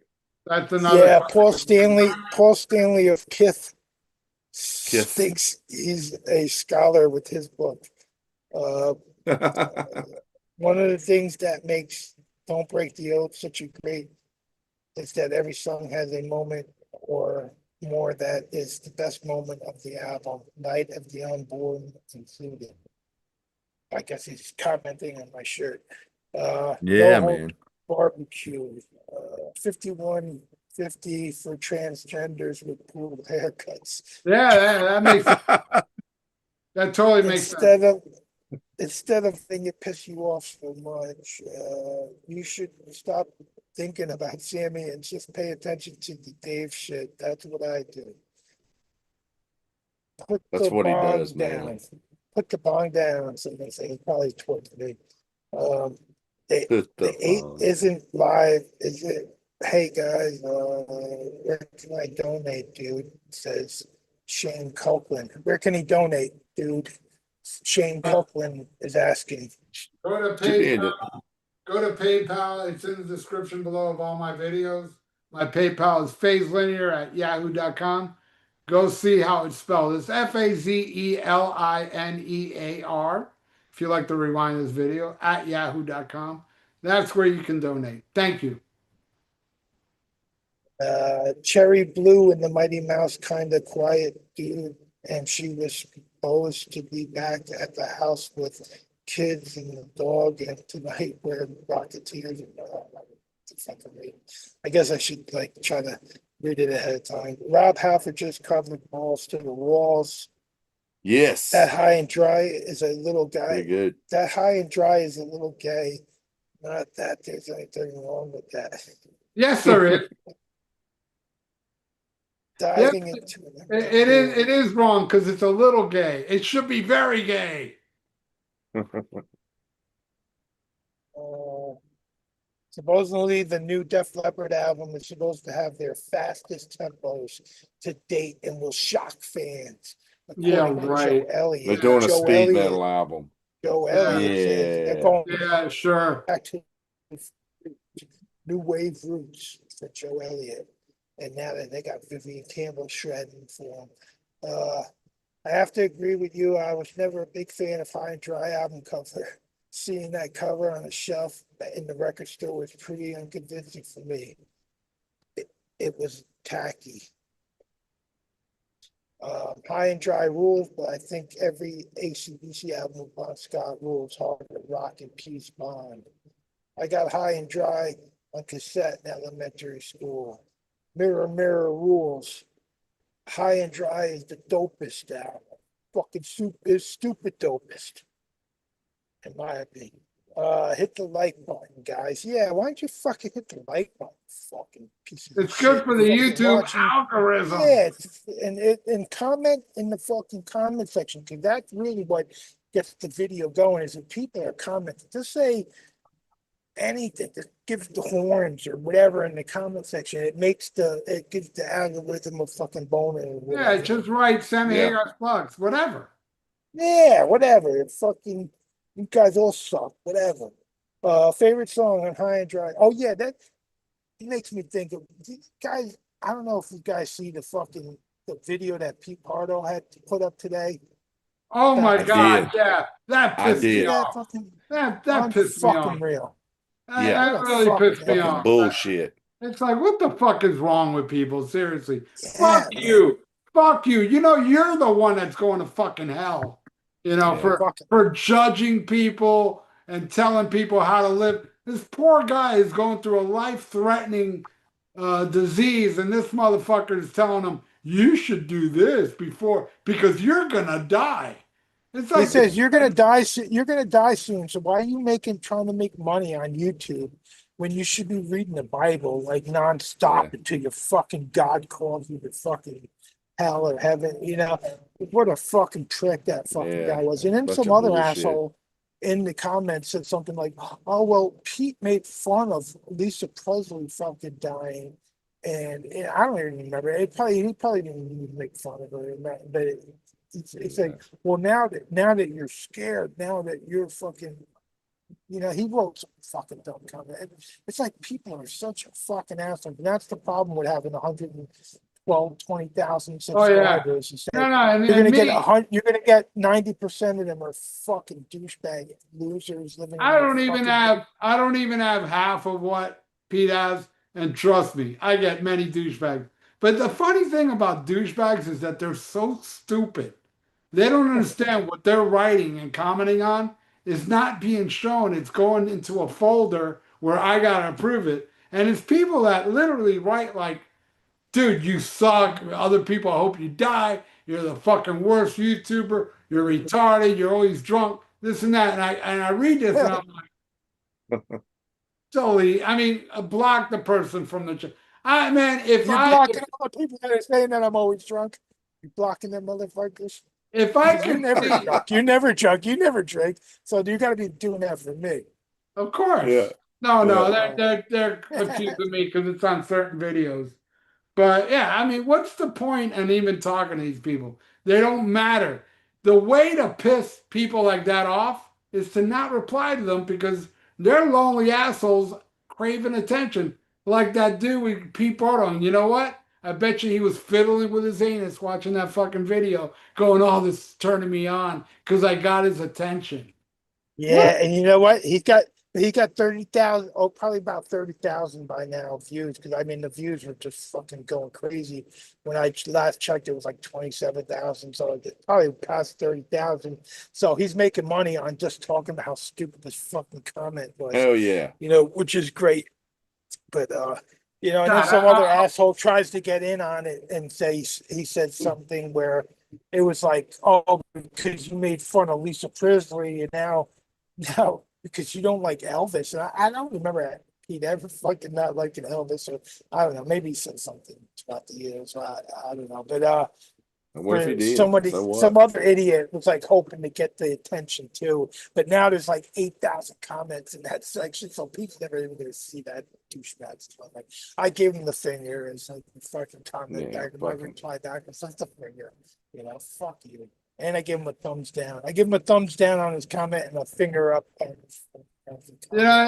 look, I read the Bible. The Bible says it. If you follow the Bible, it says only God can judge. For this asshole, he's burning in hell for saying that shit. You're going against the Bible. You're judging this guy. You're not God, you prick.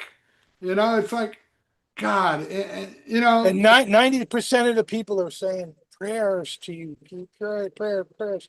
And it's like the same with me having cancer and people are like prayers. I don't go to each one of them like, well, I'm an atheist, so save your prayers for yourself. Or I check my mailbox. I don't see any prayers in there. It's like, they're just saying, because that's what makes them feel good, is that they're gonna pray for you, and they're fucking, it's positive vibe.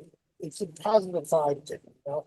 But like, who cares what religion you are or whatever, you know, and if you believe in God or whatever. But imagine if you're dying, you only got so much time left, and you're gonna fucking read the Bible every day because you're fucking in fear of fucking what's gonna happen. It's like that's the fucking lamest thing. Live for today. That's what I wrote back at his comment. It's just fucking live for today, do what you do. And when I was fucking going through what I was going through with chemo and shit, my favorite thing was doing an episode. It gave me something to focus on, it gave me something to fucking think about and not dwell on my predicament. And that's what Pete's doing. I'm a fucking warrior. He's a fucking warrior, and he's just fucking gonna continue on as long as he can until the fucking it's over. I really hope he's part of that 3% club, man. Yeah. And Me Yep. too, that, man. that would be He's doing. the ultimate He's revenge got. for that dick Oh like yeah. that left that comment, you know. Fucking it. Yeah. And he's Oh, on some kind of, he's on some percentage just from what they read back on his tumor that like he's and, up for and, this. and he has to throw in like, oh, this American thing, like, oh, this Yeah, American. like, Yeah, American capitalism. Let's worry about right capitalism. there, it shows you're a fucking idiot. You're one of these deranged political assholes. You Yeah. know, like So I on don't the care. 4th, on the 3rd of July, we did a Hudson Valley Squares, which we haven't done in forever with Pete Pardo, part of it. So we did one, and Pete, like Tony, fucking ran back home from his lunch break to do it. So we had to do it in the daytime because Pete can't do the nighttime fucking episodes anymore. So we do it, and like, sure enough, there's fucking people like, I'm out.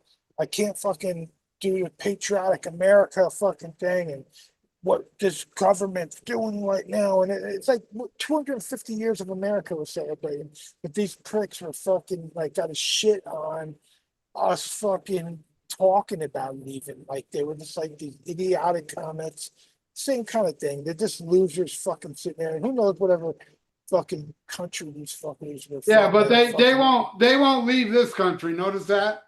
Nope. yeah. They Nope. Yeah. hey, go ahead, go to Cuba. Hey, I did it. Yeah. Why don't you go to Cuba for a week? Go to That's all. Cuba. Yeah, go to That's all Cuba. you need. All you need is one That's week it. in Cuba, and you'll be All back these here. college. You'll kiss All these college students need to spend the time in whatever communist country they want. They can Yeah, pick their go there. I mean, you country. guys love Just spend a communism. week, just 1 week, 1 week. Hey, that's all I did. Tell them to go forever. Just give them 1 week and see I what they say spent about it. I spent 10 days in communist Cuba in 1980, and I never realized how great this country was. What I went through in Cuba, you don't understand the shit I took for granted as a little kid. All I thought about in Cuba was Captain Crunch and milk. You know, in Cuba, I could only eat once a day. I was sleeping in a house held up by a board, which, by the way, after I left, the house collapsed, and thank God nobody was home when it happened. I slept in a fucking, it was a net around me so the mosquitoes don't eat me alive. No AC. Lights are out by fucking 6 p.m. That's how you lived over there. It was fucking, and I'm so used to America that at 14 years old, I came back. You can ask my mom. The first thing I did when I walked out of that plane as a 14-year-old, I got down on my knees and kissed that dirty ass airport in Miami International, going, "Oh my God, I love America." And you know something funny? I saw Fidel Castro while I was in Cuba because I stayed at a place called Caguaguan, and it was a very long trip. And there was a part where it was a bunch of soldiers with guns. Fidel Castro was having a speech, and we stopped at the side of the road, and I saw a little green man from afar. I saw him, and my grandmother loved them because they were brainwashed by Castro. You know, I mean, you had to love Castro. If you don't, you're going to get killed. You know, that's how it was living over there. I didn't see one cat. And I found out the reason there's no cats over there because they ate them all because they're starving. They got no fucking food, you know? And when I got to the airport, I brought a bunch of clothes for my family, my mom and dad, and family members gave me a bunch of clothes to give to my family. when I get to the airport, they take it all away from me. They give me a little ticket saying, "You can't leave the you when you come back home. Bring the ticket. We'll give you all the clothes back." All right. When I got back, when I was going back home, I gave them the ticket, and they're like, "We ain't got nothing." And I was like, "I don't give a fuck. Just take me back to America." They Yeah, ripped you're me ready to come off. I home. mean, that is communism. Look, I'm not going to get political or anything, but hey, if you love communism and shit, you should really try to go visit a communist country and stay there Yeah, for just do a vacation. Just a vacation, two just a weeks. vacation Go and to see how. Venezuela. Go to Venezuela 20 years ago when they were one of the richest countries in South America, and go 10 years ago where they were eating zoo animals because nobody had fucking food. They were eating the fucking dingoes that were eating your baby. Now you were eating the dingoes. Well, that's fine because dingoes ate babies. The giraffes didn't eat nobody. And they got fucking chowed down on to you. And I'm not affiliated with any political party because I think they're both ridiculous. Say, look, if people are gonna hate me, I'm gonna have both sides hate me because every Yeah, side I'm is the like, same way too. People think I Same, come man. off as I'm on the right. I'm on. You ask me a political opinion on something, and one time I might be on this Crooks. side. The next time I'll be on this side. yeah, I'm going to vote one way because I think the other way might be fucking more retarded. But I take each political fucking thing as a thing. Like I, I, I, I don't want to go into why I say that, but there's things on the right that I'm fucking totally against. There's things on the left I'm fucking totally against. So it's like you gotta come at me with a topic. If you want to fucking debate my political thing, I'm not gonna just be on team right or team left. I'm on. Give me a fucking topic. Team Just like we America. do here. there's Just like we good. do here. We're on topics. We're not fucking here to fucking talk about every glam metal, every fucking death metal, everything. Give me a band. You want to talk about a band? Don't fucking ask me about a genre. I don't like the genre. I like so many people are like so close-minded. They're like, I don't like that genre. It's like, well, how about this band? Well, it's part of this genre, so I don't like it. It's like, fuck that. Listen to the band, say you like it or don't like it. I'm not a goth big guy. I love the band Bauhaus. I fucking don't listen to any other goth band. But I like a couple of them. Same thing with Rockabilly. I love the Cramps. I like a couple bands, Reverend Horton Heat. So I'm not a fucking Rockabilly guy, but it's like I can like a couple bands, And it's like I know people like, oh, I don't like the gargly vocals of death metal. I don't like this about thrash metal and this and it's like, well, you should just fucking listen to each band and then make a fucking decision. Don't cut off a whole genre because you don't like one sound. I will join a political party, right or left. I will do it if either side was to outlaw Cubans from driving. Then I'm going to that side. I Been don't there like Seriously. saying that firsthand. I'm either one. I don't like saying I'm Republican or Democrat because to me they're two fucking both lame parties, and one Independent. leans too much. Independent. One, yeah, but even that, it's like that's so up in the air. It's like just what do you think about this? What do you think about abortion? What do you think about capitalism? This, it's like then I'll give you an opinion. And you can call me whatever the fuck you want, but some like if you don't follow every fucking little rule for that fucking party, then you're out. It's like oh no, you can't say you're on this side if you fucking not for this or that. It's fucking you. You're a I, fucking think for yourself. I, Be an I, individual. Exactly. That's why I don't ever talk politics because, one of the main reasons I don't get into politics, what if I'm wrong? I don't study politics. I can give a fuck about politics. So I don't not one, and let me tell you something, like most people are like me. They don't know what the fuck they're talking about. They don't know politics. They're just going by whatever the fuck Fox News or CNN tells them because they're sheep and they'll believe anything they say. Or I'm Tom not into Morello. this bullshit. So yeah, if I'm gonna sit, look, and I can't stand Tom Morello.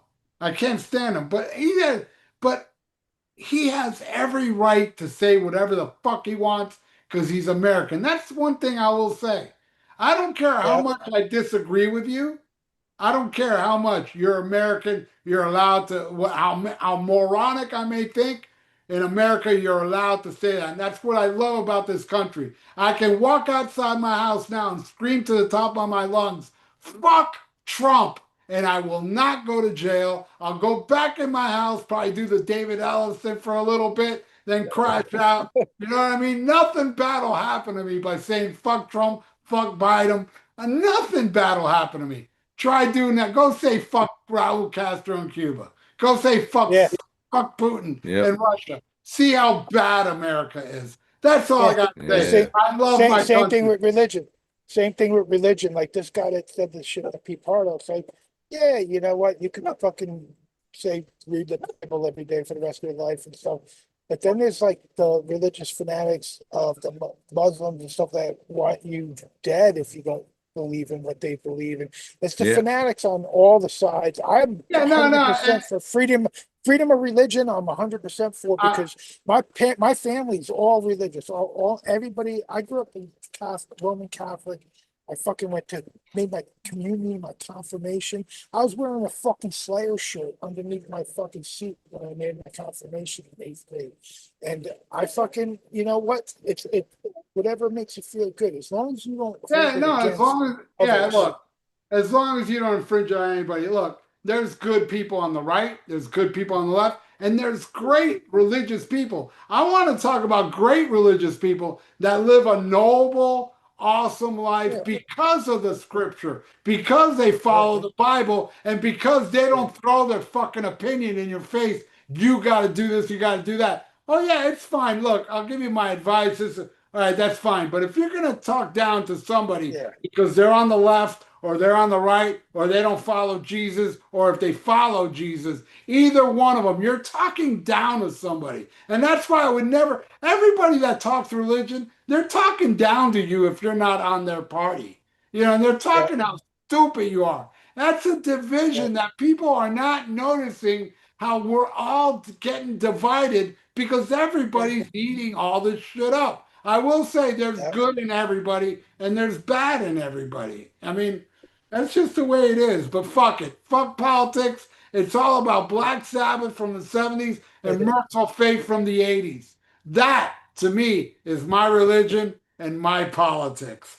So I leave you with that, my friends. Thank you so much for watching the greatest fucking live show on YouTube with the almost humanoids, Tony Dio, Count Ralphus, and me, Ralph number two. And hey, any final words, everybody? Listen to Bon Scott. That's right. Listen, Cranko Powerade. listen to Satan. Listen to Satan. Satan is the only true God. Listen, and The there you new go. wave of British metal band. I love them. And I got to say this. All right, now, what Ralph just said. Satanism. There's good Satanists. There's some great Satanists out there. And then there's bad Satanists. I will tell you, the Yeah, bad Satanists are Satanists that do not go against God. You know what I'm saying? Because God is against gays. If you're a Satanist and don't take it up the ass by a fellow Satanist dude, you're a satanic poser. Only real fucking satanic people take it up the ass. what I would say is that I don't like the Satan posers that use Satanism as their excuse to fucking fuck little kids and stuff like that. Oh, because Satanism, it means that you have no conscience and you don't have to worry if it's something you like then you're it's okay. So that means I could do stuff to little kids and this and that because that's what I like. So they're the fucking asshole Satan. So yeah, there's a lot of fucking shitty fucking There's Satan. no. Let me tell you, Yeah, and I feel for those kids. I mean, all those kids that are molested, it's horrible. They end up with a shitty life, and they all end up Slipknot fans. Every one of them. yeah, It's yeah. Or fucking. Van Hagar. Van Hagar. They don't fucking worship Merciful Fate when they get older. They're like, yeah, fuck that. That shit got me raped as a kid. Fucking Van Hagar is what I like. And there you go, everybody. There you go. Thank you so much.